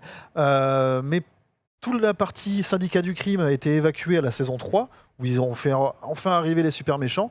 Et il y a à boire et à manger, c'est-à-dire qu'il y a quand même quelques épisodes plutôt pas mal. Le problème, c'est que c'est un tous les 10 épisodes, en fait. Est-ce qu'il y a l'effet Han Solo, dans le sens où il y a des histoires, t'as pas forcément envie qu'on les raconte ou qu'on Ouais. les compte? Ouais, Tu ouais, fais, vraiment. Ah, c'est pour ça? Oh, ouais, c'était pas obligé. On est... T'as ça, tu vois, genre le méchant Firefly de Batman. Ah, il va faire Firefly déjà, faut le sortir. Ouais, Ah, déjà, Faut le c'est- sortir des tiroirs. Tu hein. sais qu'ils ont commencé par celui-ci en se disant hop, on va même garder le Joker pour plus tard. Non, pour moi, la réussite de la série, c'est Alfred, dont on parlait tout à l'heure, hein, qui est plutôt intéressant. Gordon, ouais. C'était pas non plus. C'est lui le rôle titre, mais c'est pas forcément le. C'est le fil rouge, hein, mais ça part un peu dans tous les sens. Moi, c'est là où j'ai rencontré Cameron Monaghan, qui est donc l'acteur qui a servi de motion capture pour le jeu Star Wars Fallen Order. Jedi Fallen Jedi Order. Fallen Order. Ah, le fameux personnage très Voilà. Et charismatique. il joue une version bêta du Joker. Et en fait, le premier épisode où il apparaît, c'est plutôt bluffant. Ouais. Et par contre, après, ils en font n'importe quoi. Mais moi j'ai l'impression que le souci avec cette série-là, parce que moi je me suis arrêté. Enfin, j'ai commencé la 4, là, mais à la fin de la 3, je pense que c'est le moment où ils craignaient d'être annulés, donc ils ont commencé à balancer toutes leurs cartouches. Ouais. Parce qu'en fait, dès le début, ils ont annoncé que la série se terminerait avec l'arrivée de Batman. D'accord. Et en fait, donc à la fin de la 3, on s'est dit c'est pour bientôt. Puis ils ont été renouvelés pour une 4 où forcément ils ont dû la meubler. Et ils ont été renouvelés encore pour une 5 et j'ai l'impression qu'ils ont dû la meubler Non, aussi. mais dans la 5, il y a la ville qui est coupée, comme dans Dark Knight Ouais, c'est ce que Rises. j'allais dire. Ouais, Ça n'a plus il s'est aucun passé des sens, trucs il n'y a quand plus de même avant que ça gouvernement. il y a pas de- Mais en même temps, en plus, tu vois que la série s'inspire aussi bien des films de Burton que de la série des années 60, que de l'esthétique de Nolan. Enfin, en plus, ils bouffent à tous les râteliers. Même les jeux vidéo Arkham City, Arkham Knight. Il y avait voilà, quelques idées, mais l'exécution est pas foufou. Au final, on s'en souviendra pas comme un truc forcément incontournable. Dernière fin de série marquante pour la rédaction et pour nous aujourd'hui, c'est VIP. Et je me tourne vers toi, Max. Oui, exactement. VIP, donc, qui s'est arrêté à l'issue de la 6e saison. C'était une comédie diffusée sur HBO, en fait, donc VIP, qui est donc l'abréviation de Vice President aux États-Unis. Donc c'était sur une vice-présidente jouée par Julia Louis-Dreyfus qu'on voit ici. Alors la série s'est arrêtée là où c'est rigolo, donc c'était une satire, sauf que au moment de s'arrêter, ils se sont dit le problème c'est que la réalité commence à rattraper la fiction, donc on a en plus encore moins de choses à dire. Et là où en fait l'arrêt de VIP c'est quelque chose d'important, au-delà de la qualité de la série, c'est que c'était à chaque cérémonie de récompense, que ce soit les Emmy Claire. Awards, les Golden Globes, ça finissait avec meilleure série comique pour VIP et Meilleure très actrice. souvent meilleure actrice pour Julia Louis-Dreyfus. Là, la série s'est arrêtée, elle n'est pas nommée au Golden Globe, donc c'est un peu comme on disait sur Orange is the New Black, c'est la fin d'une ère aussi. C'est que HBO perd l'un de ses blockbusters de comédie, donc maintenant va falloir trouver son remplaçant un peu comme avec Game of Thrones aussi, même si voilà, sur Game of Thrones, vu les séries qu'ils ont diffusées cette année, on n'est pas trop inquiet pour eux. Après, il y a- Et voilà, VIP, c'est vraiment la fin d'une époque et qui ouvre plusieurs portes pour savoir qui pourra lui succéder pour faire main basse sur les différentes récompenses séries. Après, il y a des séries sur la Maison Blanche, il y en a tout le temps une ou deux qui traînent en. Oui, bien sûr, il y a eu à la Maison Blanche avec Martin Sheen, Designated Survivor, ça a été annulé par Netflix. C'était un autre registre aussi. Je pense qu'ils trouveront une façon. Je crois qu'il y a une comédie. Je me demande s'il n'y a pas une comédie avec Hugh Laurie, Oui. Fifth Avenue, qui arrive Ah bientôt. oui, ouais. Il y a un truc ouais, ça va être bien, satirique. Voilà, ça arrive au mois de janvier en France et sur HBO aux États-Unis. Ce sera peut-être le nouveau VIP. C'est ainsi que s'achèvent les fins de série, mais rassurez-vous car il y a aussi les nouvelles séries. Jingle.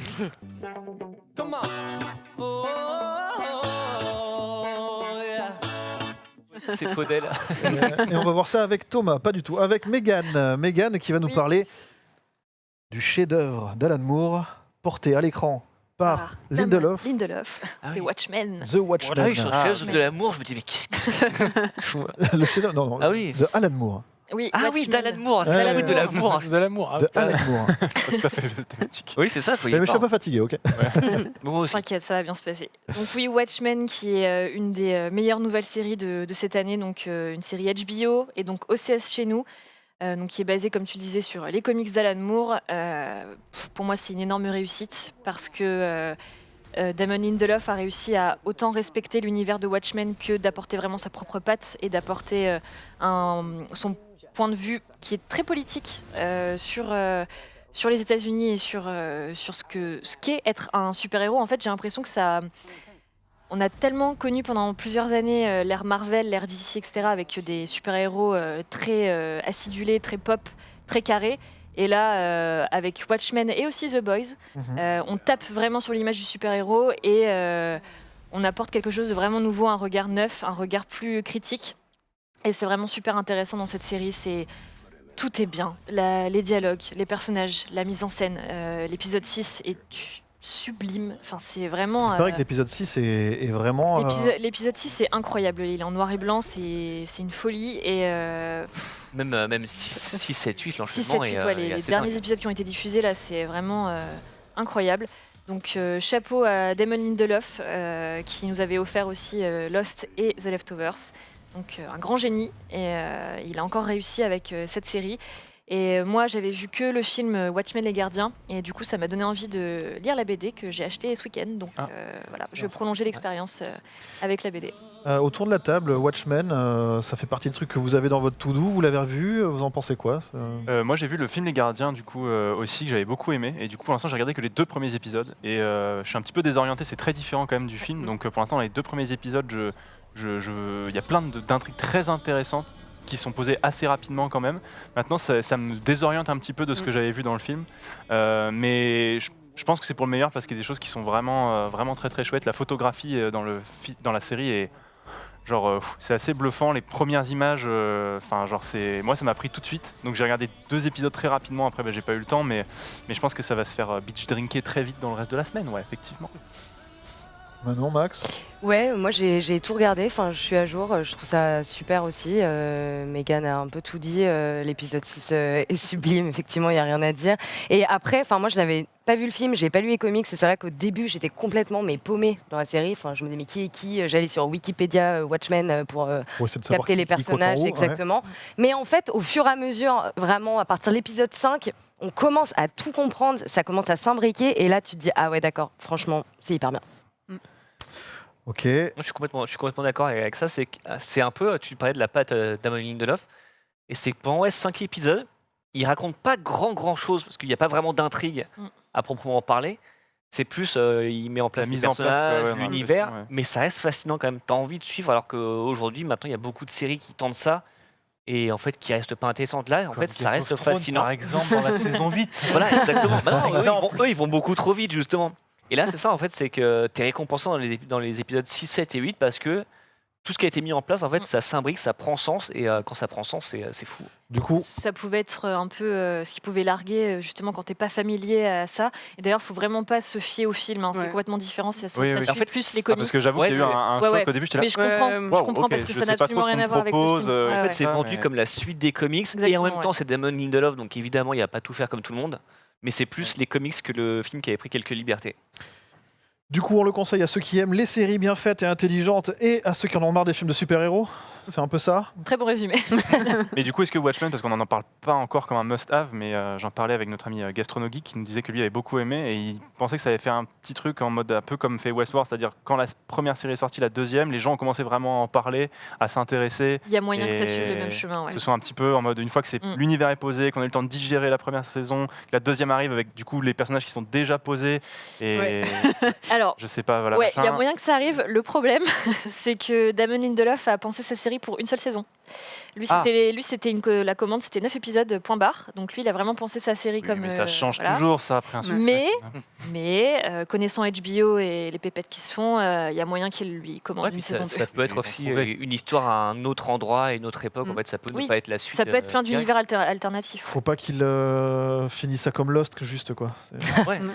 Ce serait dommage. Ce serait un peu dommage. Et après, là où ça pourrait prendre, c'est que il y a 9 épisodes, là, donc on est quasiment à la fin, et peut-être que les gens vont attendre que ce soit fini pour regarder, parce que aussi peut-être que c'est plus digeste. Voilà, peut-être que. Moi, c'est prévu. Alors, à la fin, vous allez voir, il y en a 9. Il y en a 9 qui font une petite, un peu moins d'une heure, mais peut-être que si tu regardes tout à la suite, ça a encore plus de sens, même si là, ça en a beaucoup déjà.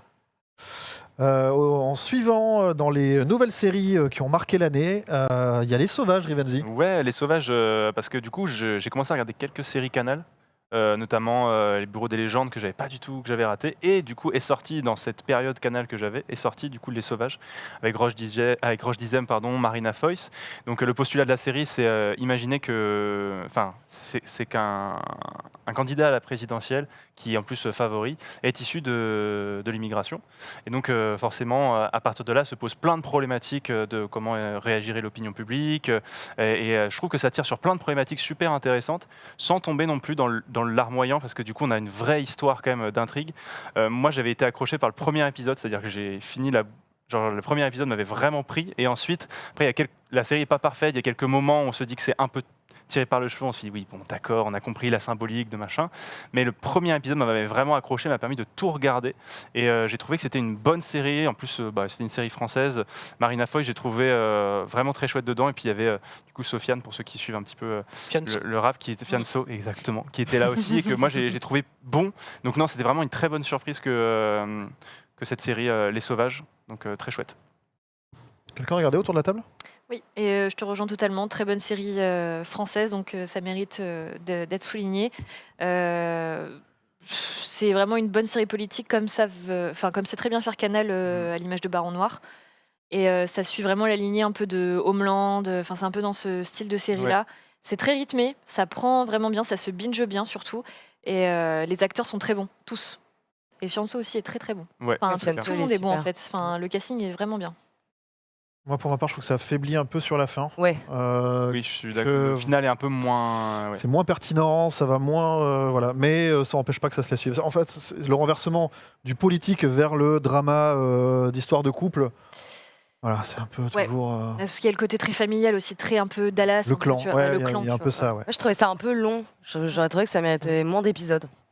Ouais, possiblement, effectivement. Deux derniers épisodes où ça tient un petit peu, mais je trouve que ce qui est bien, c'est d'amener quand même des thématiques qui sont importantes, mais de pas non plus tirer trop dessus pour qu'il y ait quand même vraiment quelque chose de cinématographique qui se passe aussi, quoi. Pas juste un discours politique, il y en a un, mais je trouve que rapidement, on passe à quelque chose de cinéma et aussi à un divertissement, ce qu'est une série, quoi. Donc je trouve qu'on arrive à allier deux propos qui sont vraiment bien, et non, c'est plutôt chouette. Série suivante, c'est une série qui divise, hein, en l'occurrence, même autour du plateau. Lucie va nous parler de Sex Education. Ah oui, Oh. alors c'est une série Netflix, plutôt pour les ados, on va dire, une série plutôt ado. Donc c'est un jeune homme au lycée qui a un peu du mal avec sa sexualité, qui a une mère sexologue et qui rencontre une jeune fille rebelle, là qu'on voit sur l'affiche au milieu, qui elle est par contre très libérée. Et tous les deux, ils vont s'associer pour donner des conseils de couple et de sexe à leurs camarades de classe. Donc c'est vraiment une série hyper sympa, très anglaise, alors très dans le style anglais. Des fois j'avais limite l'impression que la série se passait dans les années 80 vu comment ils étaient habillés, et je me disais mais non, ils ont des portables, ça se passe aujourd'hui. C'est vrai que le manteau Ouais, voilà, de ouais, Asa non, mais c'est Butterfly vraiment, est quand même, à chaque fois je me Butterfly disais, est quand on même- a Même, l'impression, quoi. même la photo, ça fait très, Ouais, voilà, très c'est ça. ancienne. On a vraiment l'impression d'être dans une série des années 80, donc c'est très teen movie, très pour les ados. Après, c'est assez marrant, voilà. C'est vraiment l'humour anglais, très loufoque, très déjanté. Voilà, et donc il va y avoir une saison 2 sur Netflix très prochainement. Autour du plateau, un avis? Quelqu'un peut-être? Moi, j'ai pas du tout aimé. Oui, Je suis allé jusqu'au bout, pourtant, j'ai tout regardé, mais j'ai jamais réussi à accrocher. À l'humour, je pense aussi. Il y a Oui. de ça aussi. Voilà, je sais pas. Pourtant, moi, j'aime bien les teen movies, j'aime bien les séries qui tournent autour des collèges et tout ça, machin. Je trouve ça chouette. Mais là, j'ai vraiment pas accroché aux propos. Je trouve que c'est un peu lourd. Des fois, j'étais là, oui, d'accord, on a compris. Effectivement, tu galères, on a compris. Et que ça avançait pas plus que ça et que ça allait pas. Donc, moi, j'ai pas été transporté. Mhm. C'était vraiment long, mais je suis allé quand même jusqu'au bout. Donc, Moi, j'ai Bon, adoré ouais. personnellement. Ouais. Enfin, en la regardant, je me disais, j'aurais bien aimé que cette série sorte quand j'avais 16 ans. Je trouve que ça parle d'énormément de sujets de façon libérée, enfin, de sujets sur la sexualité évidemment. Et les personnages sont vraiment bien faits et pas caricaturaux. ah ouais, Vraiment t'as pour trouvé? une fois. Moi, j'ai Bah trouvé ouais. que c'était caricaturaux. Ah ouais? Ah ouais. Bah, moi, par exemple, le meilleur ami Eric, là, Ouais. qui est gay, je l'ai trouvé super. Oui. Enfin, c'est-à-dire que je trouve que dès le début, on le sait qu'il est gay. Il n'y a pas Ouais. tout un truc sur son coming out, etc., Oui, comme oui, on le voit je vois. habituellement. C'est-à-dire que c'est ancré, c'est un personnage, entre guillemets, qui s'assume dès le départ. Et pour le coup, j'ai trouvé que c'était un des persos les plus intéressants de la série. Surtout à un moment donné, quand il lui arrive quelque chose, etc. Je ne Ouais, veux pas spoiler, La liaison avec son père est extrêmement bien faite Ouais. et Elle est originale super justement belle. de tout ce qu'on peut voir Ouais. d'habitude. totalement. Qui tombe pas dans les clichés qu'on peut avoir en l'occurrence. Mais même l'héroïne, en vrai, elle tombe pas forcément dans les clichés. C'est un peu la bad girl, certes, mais bon, voilà quoi, elle apporte autre chose, notamment sur la scène de l'avortement Ouais. quand elle va, enfin voilà, avec des manifestants qui manifestent contre. Enfin, je sais pas, je trouvais que Ouais, j'avais ça trouvé mélangeait pas j'avais mal de trouvé justement choses. que l'héroïne, moi, typiquement, Ouais. me parlait pas. Autant Eric, c'est vrai que j'avais trouvé plutôt intéressant, mais autant elle, j'avais vraiment trouvé. Voilà, je trouvais que c'était une caricature de Déjà l'ado vu, blasé, déjà vu dans plein de trucs différents, plein de films, plein de séries. J'étais là. Oui, du coup, elle était plus antipathique qu'autre chose, et du coup, j'accrochais pas du tout. Le héros principal non plus, je trouvais. Enfin, les deux, en fait, ils se répondaient. Vraiment de façon caricaturale, et du coup je croyais pas du tout à ce qu'il me disait, donc franchement quand t'as les deux antagonistes principaux qui marchent pas, du coup ça me... Mais les secondaires sont mieux, je suis d'accord avec Ouais, toi, voilà. je trouve. Donc, Moi, pour le coup, j'ai plutôt vraiment apprécié cette série, et pourtant je suis complètement allergique aux teen movies et aux trucs comme ça. Mais plutôt que toutes les histoires de cul qui m'ont laissé un peu sur la... C'est plutôt les relations qu'il peut y avoir d'amitié et de rapport entre les générations qui m'a un petit peu agrippé. Donc enfin voilà, c'était Non, juste mais c'est histoire ce de que je rajouter. trouve intéressant aussi, en fait, c'est que t'as le postulat qui te dit viens voir, ça va être une série un petit peu rock'n'roll, puis en fait après ça développe les personnages et c'est peut-être même là que ça devient plus intéressant. dans le genre teen movie, j'avais préféré en termes de série, qui est sorti aussi récemment, c'est Sorti Reason Why, j'avais préféré Oui, ça à Alors, Sex c'est pas la Education. même. pareil. C'est pas moins le même, drôle. Ouais, pas la C'est même. moins, Ce que j'allais c'est dire. moins drôle, mais moi, après, voilà, j'avais préféré Oui, ça, quoi. Et un petit mot pour Gillian La Anderson. saison là. 1, j'avais préféré. Oui. Scully de X-Files dans un C'est bien rôle de de... Je préciser. précise saison 1. Voilà. Tiens, Max, puisque tu ouvrais un petit peu, tu donnais ton avis, je vais Moi, te... j'ai cru que ça partait mal, parce que tu Non, vois, non, il y a- non, c'est un tu parce que voulais toi, là, t'ouvrir vers sur un le nouveau plateau, ouais. truc. Oui, Je te propose de nous parler de l'effondrement. bien sûr, L'Effondrement, qui est une autre série française qui est également diffusée sur Canal+, tout est disponible sur MyCanal. C'est une série qui part du postulat de si notre civilisation s'effondre, qu'est-ce qui va se passer, et qui prend en fait différentes situations. Donc, premier épisode, ça se passe dans un supermarché. Deuxième épisode, on a vu la photo là, c'est dans une station-service, alors que justement il y a une pénurie. Et en sachant que chaque épisode en fait porte un nom. Et entre parenthèses, il y a un jour, c'est-à-dire J+3, J+12, J+25. À la fin, on a aussi J-25 parce que tu remontes aussi aux origines. Et la particularité de cette série, au-delà du fait qu'elle soit assez flippante de par ce qu'elle raconte, c'est que tous les épisodes sont réalisés en plan séquence. Et c'est assez bluffant. Sur le premier, ça se voit pas trop parce que ça se passe dans un supermarché. T'oublies même que c'est un plan séquence. Le deuxième, déjà dans la station-service où la caméra passe dans une voiture et ressort et ainsi de suite. Il y a un épisode qui se passe sur un bateau avec la caméra qui va dans l'eau et qui en ressort. C'est encore plus compliqué. Ah oui. C'est à la fois ça paraît réaliste et en même temps c'est des gros tours de force techniques. Moi, le seul bémol que je mettrais, c'est qu'il y a quelques seconds rôles qui sont joués par des visages connus. Et pour moi, c'est ce qui me sort un peu de la série. On a vu sur la photo, il y a un acteur qui s'appelle Philippe Robot, qu'on voit assez régulièrement dans des films, qui n'est pas non plus une méga star, mais quand même. Quand tu vois un visage comme ça, du coup, tu perds un peu le côté réaliste. On a vu qu'il y avait Audrey Fleurot aussi qui apparaît dans un épisode. Ouais, de Moi, c'est au vraiment cinéma, la dans ma seule vie, nuance qu'est-ce qui que se je passe mettrais. C'est le côté où tu es à fond dans le truc. C'est assez flippant parce que c'est réaliste. Et en même temps, tu dis, ah, mais il y a cet acteur connu. Ouais, Donc, genre, le réalisme, il y a on un prend acteur connu qui débarque dans ma vie. Qu'est-ce qui se passe ça, Je suis en train de galérer. Qu'est-ce que tu fais au Qu'est-ce ce rôle en qui fait vient faire le plein là-haut, ça va? C'est ça. Clovis Cornillac. Mais exactement, en Astérix, évidemment. C'est ça. Mais c'est 8 épisodes de 20 minutes, donc ça se regarde très vite. Faut pas regarder ça avant de dormir parce que tu t'endors pas avec la banane non plus. Mais c'est un bel exercice de style. Ouais, je conseille à tout le monde, moi personnellement, de voir ça. Ça a été un peu une petite claque. On Mini l'a claque, ouais. en plus sorti de nulle part. Et c'est assez flippant. À peine entendu On parler. dit que si ça arrive, on n'a pas le cul sorti des ronces. Lucie, c'est incroyable. En parlant de Comment ronces, Ouais. Unbelievable. Ah oui, alors autre série Netflix, décidément je suis abonnée. Donc ça c'est une série beaucoup plus dramatique quand même, donc qui raconte l'histoire d'une jeune femme qui se fait violer. Et donc il y a c'est un peu une série en 2 parties, 2 temporalités. Donc il y a cette jeune femme qui se fait violer et après il y a une autre temporalité avec 2 policières qui mènent l'enquête sur un violeur en série. Et donc c'est une série hyper touchante, hyper révoltante. Enfin moi j'étais vraiment devant mon écran, enfin surtout pour la jeune femme qui se fait violer, qui va témoigner à la police où les policiers lui disent ouais t'es sûr, t'as pas rêvé, enfin voilà, qui remettent en gros sa parole en question. Elle est vraiment très révoltante et très bien. Les actrices sont vraiment géniales.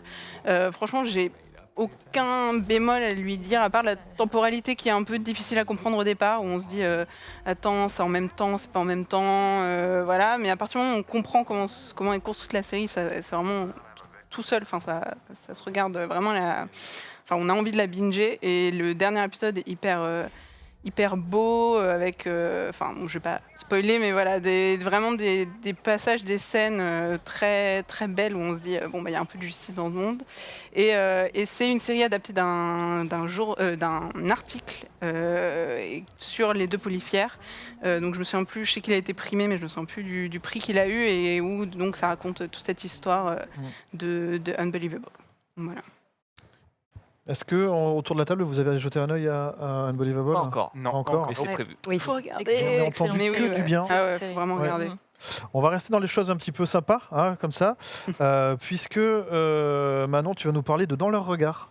Oui, série Netflix sortie là il y a quoi 4 mois je crois, 4-6 mois, qui raconte une dure histoire d'une joggeuse qui s'est fait violer à Central Park et on suit 5 jeunes afro-américains qui se sont fait, c'est une histoire vraie je précise évidemment, qui se sont fait accuser du coup à tort, qui ont été emprisonnés alors que ce n'était pas eux, voilà, qui ont été victimes de racisme et d'une grosse erreur judiciaire.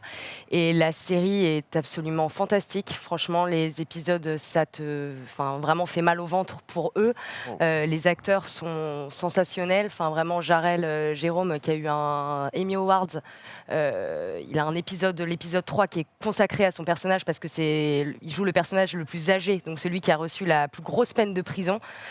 Il avait 16 ans et donc du coup on l'a mis directement dans une prison pour adultes. Donc voilà, chose très compliquée. Et voilà, et puis ces 5 vraies personnes maintenant sont dehors, on crée des associations, militent, et ils étaient aussi présents quand il a reçu son Emmy Awards. Enfin voilà. En tout cas, je la conseille. Enfin vraiment, après c'est coup de poing. Enfin, faut être accroché. C'est pas le truc un peu funky que tu regardes avant de dormir. Enfin voilà. Non mais il faut. C'est pas pour les vacances de Noël, mais Exactement. Non, t'attendras un petit peu, s'il te plaît. mais c'est super. Il faut éviter d'enchaîner Unbelievable Ah oui, non. et cette série C'est dans la parce que même veine, ouais. t'as Non, envie mais de l'humanité. tuer tous les Et après, policiers tu du regardes monde. effectivement, c'est pas vrai, tu vois. C'est ça. Oh lolo, les gars. Bah justement, Rive, on peut regarder aussi Tchernobyl. Ouais, Tchernobyl, du coup, série qui revient sur la catastrophe de la centrale nucléaire et de l'explosion du réacteur de la centrale de Tchernobyl. Du coup, c'est une série qui a fait beaucoup parler très rapidement. C'est assez ouf comment est-ce qu'elle a tout de suite explosé. Parce qu'elle tombait aussi, elle est sortie quasiment en même temps que le documentaire de Mamie Twink sur YouTube. Et je pense que ça a pas mal aidé à ce que les gens, du coup, s'intéressent à ça. C'est une série un peu coup de poing aussi parce que c'est incroyablement, c'est déjà assez fidèle. Et puis il y a un côté très terre à terre avec les personnages. C'est-à-dire quand moi je l'ai vu, j'avais vraiment cette impression d'être face à une catastrophe qui nous dépasse dans des grosses structures, des grands réacteurs, des grandes machines, une grande cause qui dépassait un petit peu les belligérants de cette catastrophe. Et donc j'ai regardé très rapidement. Je crois que j'ai regardé tous les épisodes quasiment en 2-3 jours. Et pour moi, c'était. Et puis la photographie, les couleurs. Moi, j'ai été scotché avec le feu qui détonne complètement avec le reste de l'ensemble. Donc, non, moi, j'ai beaucoup aimé Tchernobyl cette année. Ouais. Autour de la table. Chef-d'œuvre. Très drôle. On est d'accord. Ouais. Tchernobyl, il n'y a pas de. Très bien. Ça facilite un petit peu les choses. Megan, toi, tu voulais revenir sur Euphoria. Ouais, ça c'est vraiment mon grand coup de cœur cette année en série Euphoria de Sam Levinson. J'avais déjà été très intriguée par son film Assassination Nation et en fait il est vraiment dans la continuité avec cette série. Zendaya explose, crève l'écran, elle est incroyable. D'ailleurs, je comprends pas pourquoi elle n'est pas nommée aux Golden Globes, mais enfin bon, c'est un autre débat. La série en elle-même. Ouais. La série Ouais, n'est même pas série, nommée ouais. non plus, exactement. Enfin, c'est une très très grande série qui pourrait faire penser à Skins et en même temps, c'est quand même une autre manière de voir les choses. C'est une série adolescente qui est intelligente, qui est bien écrite, qui est belle. Enfin, la photographie est incroyable. C'est très bien pensé, c'est très bien filmé. Très bien mis en musique. Très bien mis en musique. Ah oui, la la BO musique, est ouais. folle. Enfin, je me suis fait toute la playlist Spotify pendant des mois et des mois. Mais non, c'est une très très bonne série. Au niveau visuel, c'est incroyable. Il y a des grandes inspirations, que ce soit du Lynch, du Nicolas Winding Refn. Enfin, c'est vraiment très très coloré, très beau. Et c'est une super série. En plus, c'est une série très touchante parce que Sam Levinson s'est inspiré de sa propre vie d'ancien junkie pour écrire la série.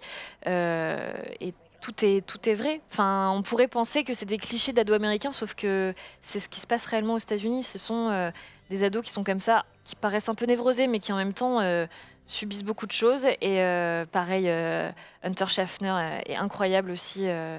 Enfin, tout le casting est bon. La mise en scène est incroyable. Je me rappelle du plan un peu à la Inception, avec la caméra qui tourne, c'est génial.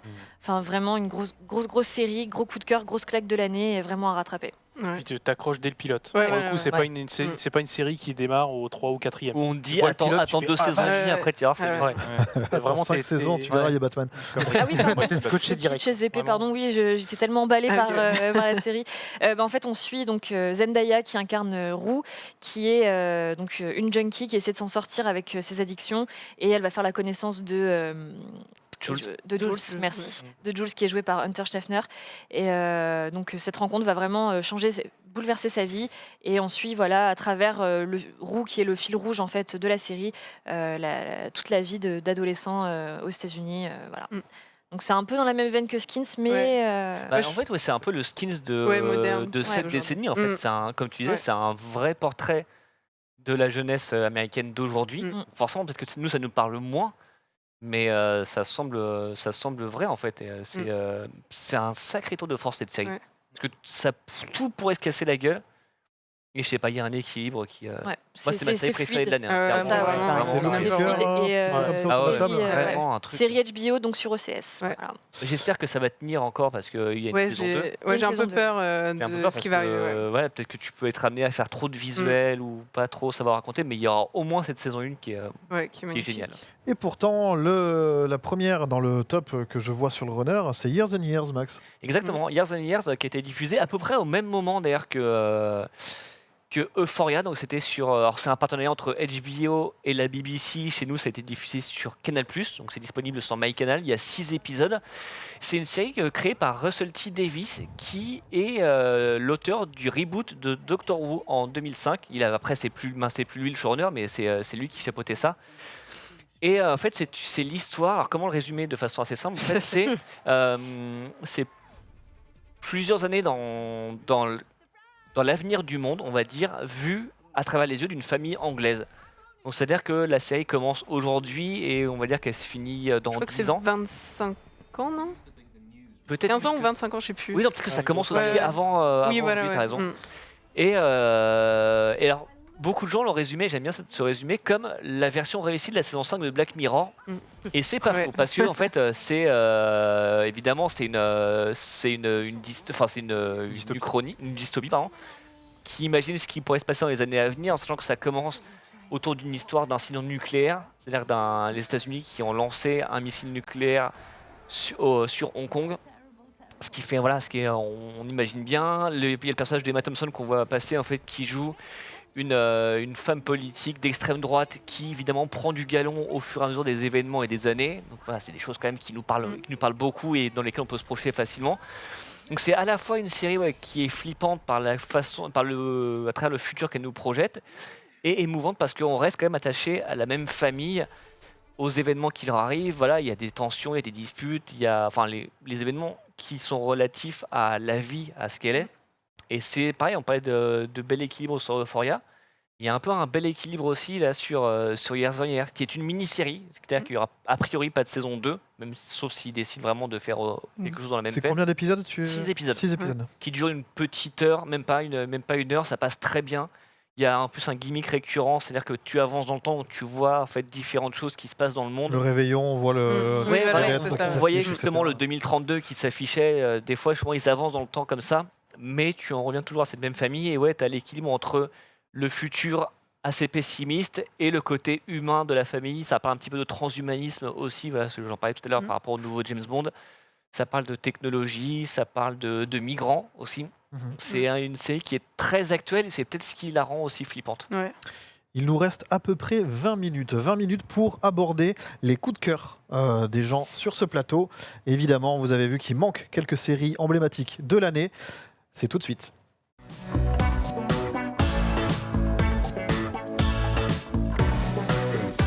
Alors c'est un peu orienté évidemment des top flops, ce sera plus des top top. Hein. Et on commence tout de suite avec Megan. C'est quoi ton top top de l'année? Et oui, tiens. Alors, il y en part, a Euphoria, beaucoup. on l'a vu, Il y en a hein. beaucoup. Hein. C'est dur de citer tout ce qu'on a vraiment aimé cette année, mais j'avais envie de pointer Love, Death and Robots, qui est une série Netflix qui est chapeautée par David Fincher, qu'on ne présente plus, et Tim Miller, qui chapeaute aussi Deadpool. Et donc c'est une série anthologique de courts-métrages d'animation. Voilà, c'est NSFW, hein, vraiment c'est assez Oh. trash. Ouais, Euh, mais on l'a déjà passé, c'est passé. Donc Ouais. Très bien. Eh ben, écoute, passons.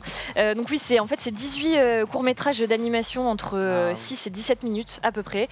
Donc ça se regarde très facilement, ça se binge très facilement. Et chaque épisode en fait est centré, comme son nom l'indique, sur des histoires d'amour, de robots et de mort. C'est des techniques incroyables, vraiment. En fait c'est une association de plusieurs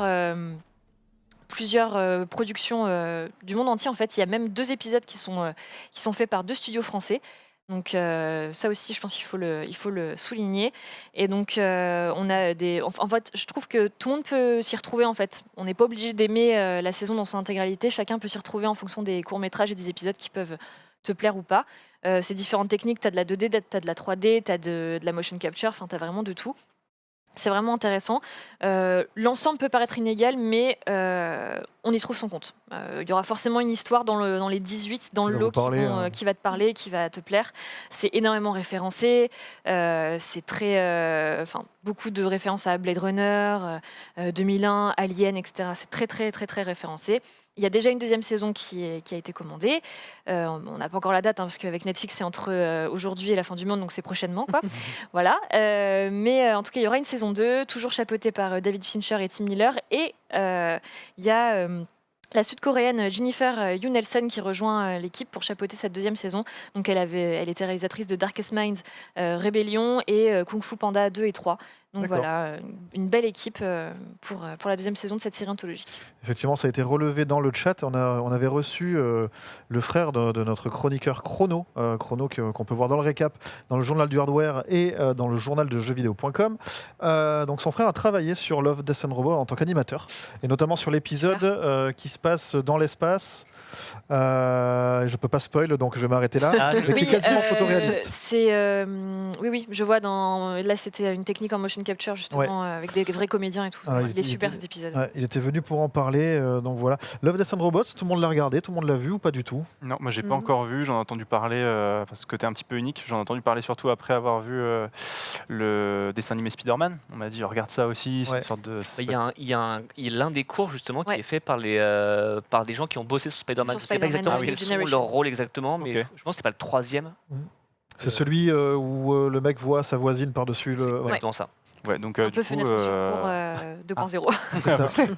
Donc non, mais c'est un truc super intéressant, et donc ouais, pourquoi pas. Manon, Max? J'ai pas vu, mais ça me dit pas grand-chose. Voilà. Très bien. Toi, par contre, de ton côté, coup de cœur, c'est Fleabag. Oui, Fleabag saison 2. Du coup, qui est sorti 2 ans après la première, réalisée. C'est pas la bonne... Non, pas... Ça a changé. Ça a changé un peu. Ça a changé. Oui, c'est vrai. C'est dispo sur Amazon Prime, effectivement. Non, donc 2 et avec Phoebe Waller-Bridge, qui est un peu l'étoile montante d'Hollywood, qui on doit Killing Eve et le scénario du nouveau James Bond. Bref, une saison 2, franchement... je vais dire atypique, voilà, ça parle d'une histoire d'amour où elle se surnomme Fleabag, va tomber amoureuse d'un prêtre, elle se surnomme le Hot Priest. Voilà, et donc voilà, une histoire d'amour impossible, forcément. Et voilà, donc on va suivre encore les aventures de Phoebe Waller-Bridge en Fleabag, avec un premier épisode assez ouf où c'est un repas de famille, voilà, avec Olivia Colman aussi, héroïne de The Crown maintenant, qui joue sa belle-mère absolument insupportable. Voilà, absolument parfaite. Et cette saison, et ça conclut du coup Fleabag, parce qu'apparemment il n'y aura pas de prochaine saison. Elle a dit qu'elle pourrait peut-être en refaire une quand elle aura 50 ans.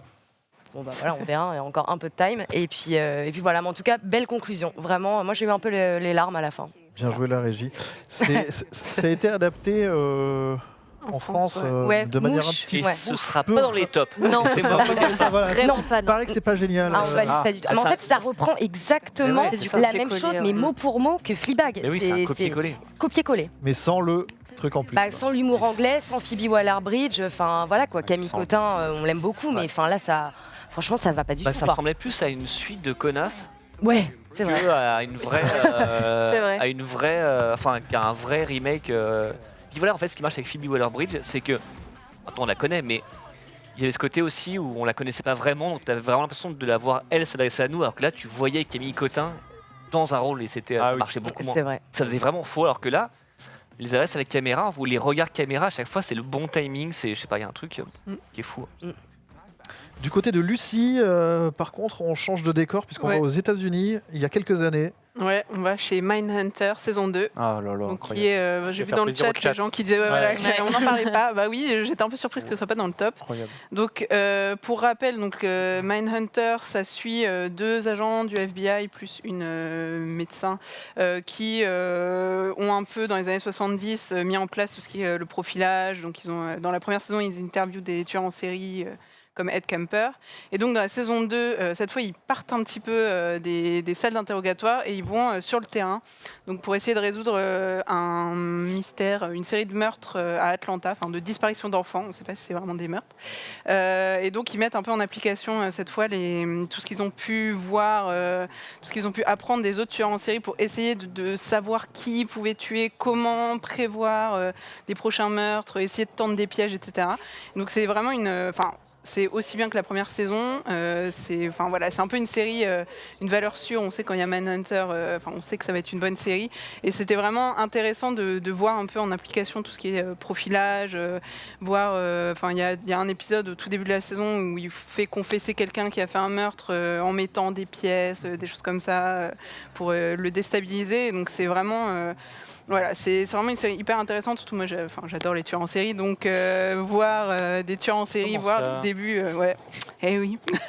Donc voilà, voir un peu les débuts du profilage, c'est super intéressant et c'est vraiment une bonne série. Je la conseille vraiment à tout le monde. En plus, c'est 10 épisodes. Enfin, non, là c'était 9 épisodes. Je crois que celle d'avant c'était 8 épisodes. Enfin voilà, ça se regarde assez vite. Des épisodes de 50 minutes, 1 heure. Donc voilà, rattrapé. Pour le coup, moi, j'avais pas regardé la première quand elle était sortie. Je me suis enfilé les deux à la suite, là, quand la 2 était dispo. Donc, je serais incapable de te dire laquelle est laquelle est la saison 2, puisque j'ai tout. Voilà. Et j'ai vraiment pris dans la gueule. Je trouve que l'ambiance est particulièrement bien réussie. Effectivement, tu le disais, il y a des choses qui nous paraissent évidentes, mais c'est une époque où on les découvre. Donc, il y a vraiment quelque chose. Est-ce qu'on a des détails sur une saison 3 ou comme ça Ce sera dans très longtemps, 2021, voire même peut-être après, parce que je sais plus, Il est sur un film pour Netflix, un film en noir et blanc. Donc, il va le finir avant. Après, en même temps, il y avait quand même déjà eu presque 2 ans, enfin 1 an et demi, 2 ans entre la saison 1 et la saison 2. Donc disons qu'on est. Moi, quand j'ai vu que ça allait pas se faire tout de suite, j'ai pas été hyper choquée. On a l'habitude, quoi. Netflix, c'est pas tous les ans une nouvelle saison. Donc, voilà. Plus un rythme de nouveaux films au cinéma que nouvelle série. Ok. Corentin, j'ai vu que ça a été cité tout à l'heure sur le chat. Toi, tu vas nous parler de Succession. Oui. Je vais vous régaler. Non, c'est une petite déguise. Parce que c'est l'endroit pour quelle imitation incroyable. Dédicace à Nolan. Donc oui, Succession, parce que quand j'avais vu la saison 1 l'année dernière, j'avais mis dans mon top et on m'avait un peu regardé en mode Succession, ça va, les histoires le sosie de Benoît. Est-ce que tu peux nous refaire le histoire de famille, milliardaire qui dirige une grosse compagnie qui est essentiellement basée, qui mise essentiellement sur les médias. Ils ont beaucoup d'autres actifs par ailleurs, et donc on suit cette famille et donc c'est beaucoup des discussions autour d'une table, des engueulades, des coups bas, des complots, parce qu'en fait le personnage principal joué par Brian Cox, qui est le vieux monsieur avec la barbe, c'est Stryker dans les X-Men. Ouais. Oui, exactement. Et lui, il a un problème dans la saison 1, du premier épisode, il fait une attaque, c'est le patriarche de la famille, et du coup tu vois tous les membres de la famille, il a 3 enfants. Et les 4 même, c'est 4. Et les 4 vont essayer de s'accaparer le pouvoir, puisqu'ils se disent le vieux a une faiblesse, c'est un peu le moment, voilà. Et puis en fait, il s'en remet. Il reprend les affaires, il sait que tout le monde a comploté contre lui pour récupérer la place, et du coup, il va les faire chier sévère. Et eux vont continuer d'œuvrer pour garder pour essayer d'avoir le pouvoir, essayer de devenir l'héritier de ce monsieur. Et c'est très très bien. La première saison m'avait beaucoup plu. On m'avait dit voilà. Et la saison 2, elle a séduit un plus grand public. Je sais pas ce qui a fait que ça a été découvert, et tant mieux. Les mêmes sur Twitter, je pense. Ouais. Il y a eu grâce à Twitter. C'est vraiment une très très bonne série parce que elle explore à la fois une famille qui est divisée, qui en même temps a une volonté de rester unis au fond d'elle, mais en même temps les affaires sont les affaires. Voilà. Et puis donc c'est un jeu de massacre assez cool. Et puis c'est entre eux, il y a toujours dans la saison 2 notamment, il y a des grands moments de malaise dans cette famille à cause des coups bas organisés. Et on voit vraiment que c'est des élites financières qui sont vraiment déconnectées de la réalité des gens du commun, on va dire. Et donc évidemment toute ressemblance avec le monde dans lequel on vit serait purement fortuite. Voilà. C'est sur OCS. C'était Succession et c'est effectivement sur OCS. Max, toi du coup Alors moi c'est un top aussi, comme un tout top le monde. Ah bon comme disait Megan, en fait c'était plutôt une bonne série et j'ai du mal à choisir, mais j'ai pris une série qui était un peu moins en vue. C'est une série dont je vous avais parlé dans Feu, le récap série. RIP. On l'embrasse. C'est une série qui s'appelle Pure, une série anglaise qui s'appelle Pure. C'était la saison 1 qui a été diffusée en début d'année. Donc voilà, c'est l'histoire en fait d'une jeune anglaise donc qu'on voit ici, qui est atteinte d'un trouble obsessionnel compulsif et qui se manifeste par des pensées intrusives, souvent sexuelles. Ce qui pourrit un peu son quotidien et les relations avec les membres de sa famille. Donc, elle habite au début dans une petite ville en Angleterre et après un incident, elle part vivre à Londres où elle aura beaucoup plus de place pour. Donc ça, c'est une des pensées intrusives qu'elle peut avoir. À Londres où forcément il y a beaucoup plus de monde, elle peut un peu s'émanciper, s'épanouir et surtout partir à la recherche de qui elle est, aussi bien sur le plan sexuel que en ce qui concerne son identité. Et alors, ça rejoint un petit peu ce que je disais sur Sex Education, en fait, c'est que tu parles d'un postulat un petit peu olé-olé, le côté elle a des pensées intrusives. Finalement, ça reste quand même secondaire dans l'intrigue. En fait, ce qui est le plus important, c'est elle. Et je la trouve hyper attachante. Vraiment, c'est une série qui se regarde assez vite. C'est 6 épisodes d'environ une demi-heure.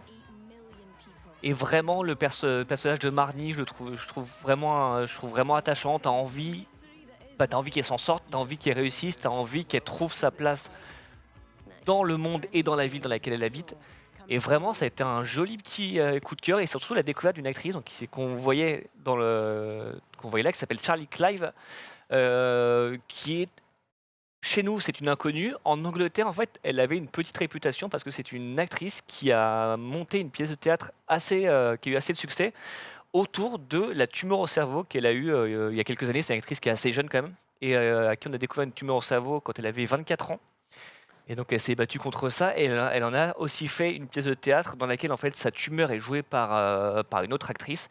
Et c'est une pièce qui a fait quand même pas mal de bruit en Angleterre. Ça rappelle le bruit des glaçons de Blier. Voilà, alors j'imagine en moins acide, mais c'est vrai qu'il y a un peu cette idée-là.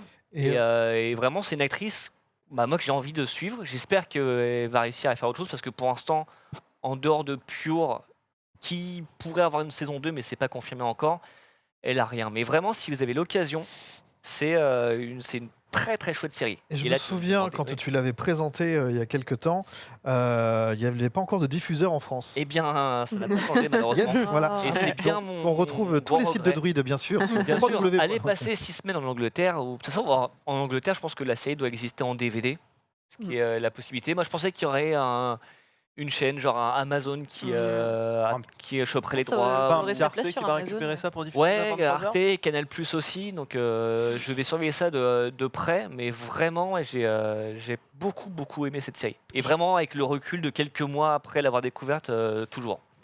Très bien, écoute, c'était le conseil de Max et maintenant je me tournais vers Rivenzi en lui demandant de passer la 5e parce qu'il nous reste 5 minutes et qu'on est encore tous les deux à devoir. C'est ça. Non mais en vrai il y avait beaucoup de séries. Mindhunter j'avais aimé beaucoup, mais moi il y a une série que je pense qu'elle m'a marqué parce que j'ai vu récemment, c'est la série Formula One. Je suis très série documentaire et c'était sur cette série sur Netflix qui revient sur la saison 2018 sur la saison 2018 et comment elle retrace l'histoire de un peu chaque pilote, chaque écurie. Et moi, qui suis complètement hermétique, moi je suis beaucoup de sport, mais je suis très hermétique au sport mécanique, c'est quelque chose que je suis pas du tout. Et pourtant, les histoires racontées comme ça, ça m'a pris et j'ai regardé la série très rapidement. J'ai dû m'y reprendre à 3 fois quand même pour finir le premier épisode parce que je trouvais que je voyais pas trop où ça voulait en venir au départ. Et puis en fait, au bout du 2e, 3e épisode, c'était vraiment top. Ils en sortent une saison 2 en mars, comme ils avaient sorti celle-là en mars 2019. Ils en sortiront sûrement la saison 2 aux alentours de ces eaux-là. Et puis c'est super touchant parce que du coup, comme on vient de terminer la saison 2019, il y a des histoires que moi j'ai un tout petit peu suivies qui commençaient vraiment pendant cette saison 2018. Donc c'était vraiment un bon moment passé devant cette série que j'ai trouvé très chouette, comme je suis aussi assez branché série documentaire. Merci à toi. Et pour ma part, effectivement, j'ai pas pu m'empêcher de parler de 2 choses. Voilà, vous connaissez. On pouvait gruger. Faire des règles pour mieux les contourner. Je croyais qu'on n'avait pas le droit de Non, parler. Mais en même temps, nous a dit c'est un top par personne. C'est vrai, mais je pensais que vous les prendrez, donc c'est pour ça, comme vous ne les avez pas pris, on ne peut pas clore cette émission sans en parler. Ça aurait pu être Dark Crystal, ça ne le sera pas. Ça aurait pu être Umbrella Academy, ça ne le sera pas non plus. Is Dark Materials, c'est un peu trop tôt. The Witcher n'est pas sorti, donc on va vous parler, je vais vous parler de The Boys, qui est sorti sur Amazon Prime cette année. La saison 2, le trailer est sorti là il y a quelques jours. The Boys, c'est quoi? C'est si vous en avez ras-le-bol des films de super-héros, c'est comment vous réconcilier avec le genre. C'est une série qui prend le postulat comme quoi chaque super-héros est géré de manière un petit peu, gère sa communication comme un produit, c'est très marketé, etc. Ça fait preuve d'un cynisme exacerbé et évidemment il y a des dommages collatéraux. Et c'est là que les Boys entrent en scène pour contrer tout ça. C'est plutôt intelligent, c'est bien fait, c'est bien réalisé, c'est un peu violent. En gros, Tout petit peu, vite fait. en gros, c'est quelque chose que nous vous conseillons aussi. Et enfin, c'est compliqué d'en parler Oui. parce qu'on ne devrait pas l'avoir vu. Mais on va quand même parler de The Mandalorian puisque on est à 5 épisodes sur 8, je crois. Ouais. Oui. Donc les choses n'avancent pas vraiment et quelque part, c'est ça qui est bien aussi. N'avance pas du tout, même, on Ouais. peut y aller. Ouais, Donc mais ça a beau ne pas raconter encore grand chose, ça a la bonne direction du Star Wars à la papa, celui qu'on aime bien, le western de l'espace avec des pistolets laser et un petit personnage fort sympathique qui fera la plus grande joie des grands et des petits sous l'arbre de Noël.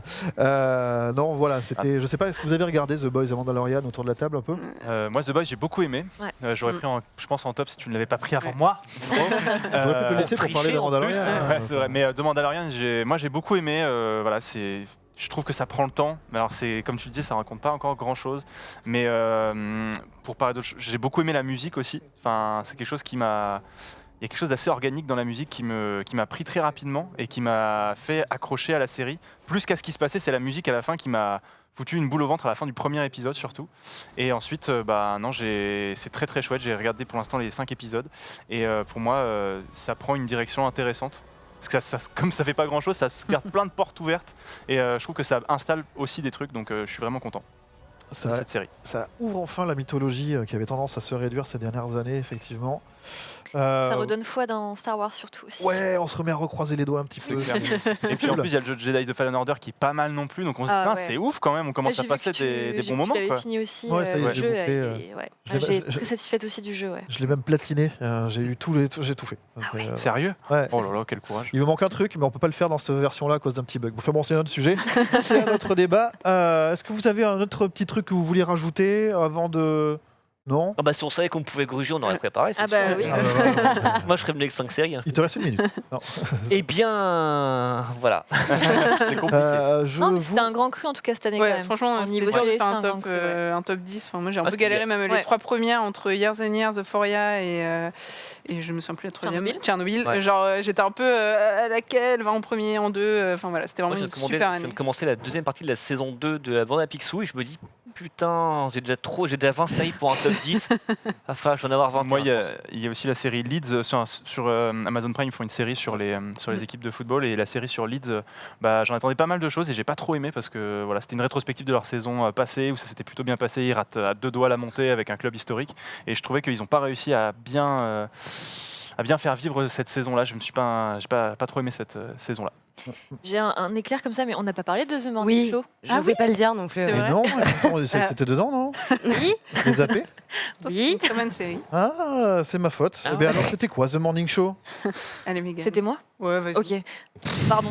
Mais Aïe, aïe, oui, donc aïe, The aïe, Morning aïe. Show, c'est une série Apple TV+, avec Steve Carell, Reese Witherspoon et Jennifer Aniston. C'est une belle pépite pour le lancement de Apple TV+, cette année.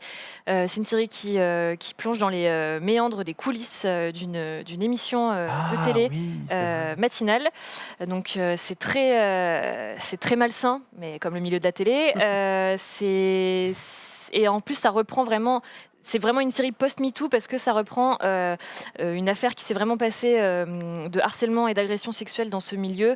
Et ça en parle très bien. C'est difficile de voir Steve Carell, qu'on aime beaucoup dans ce genre de rôle, mais il le fait très très bien. Il a vraiment un côté dramatique très puissant.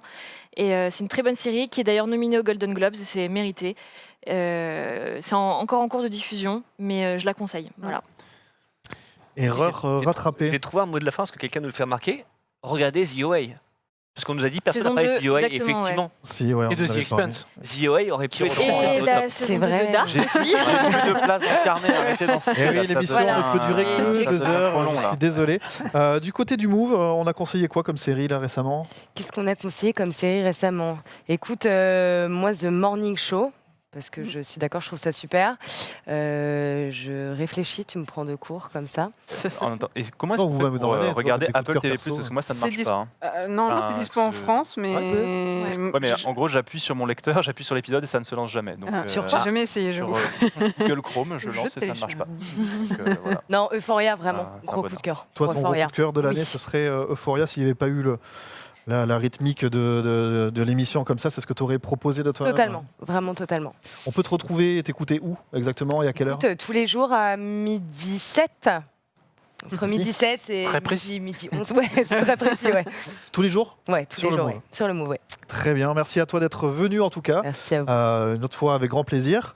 Merci à toutes et tous, évidemment. On se retrouve la semaine prochaine pour, et cette fois je ne me trompe pas, avec l'équipe classique sur le bilan de l'année et le bilan de la décennie cinéma. Donc pas de série pour l'occasion. Gros programme. Gros programme, venez, il y a Révisez vos pas mal classiques. de choses à raconter. Le bilan de la décennie, c'est compliqué à faire. En attendant, tout de suite, c'est le récap. Après, c'est l'Octogone et la Discord spéciale Noël si tout n'a pas changé. Ciao, ciao et à bientôt.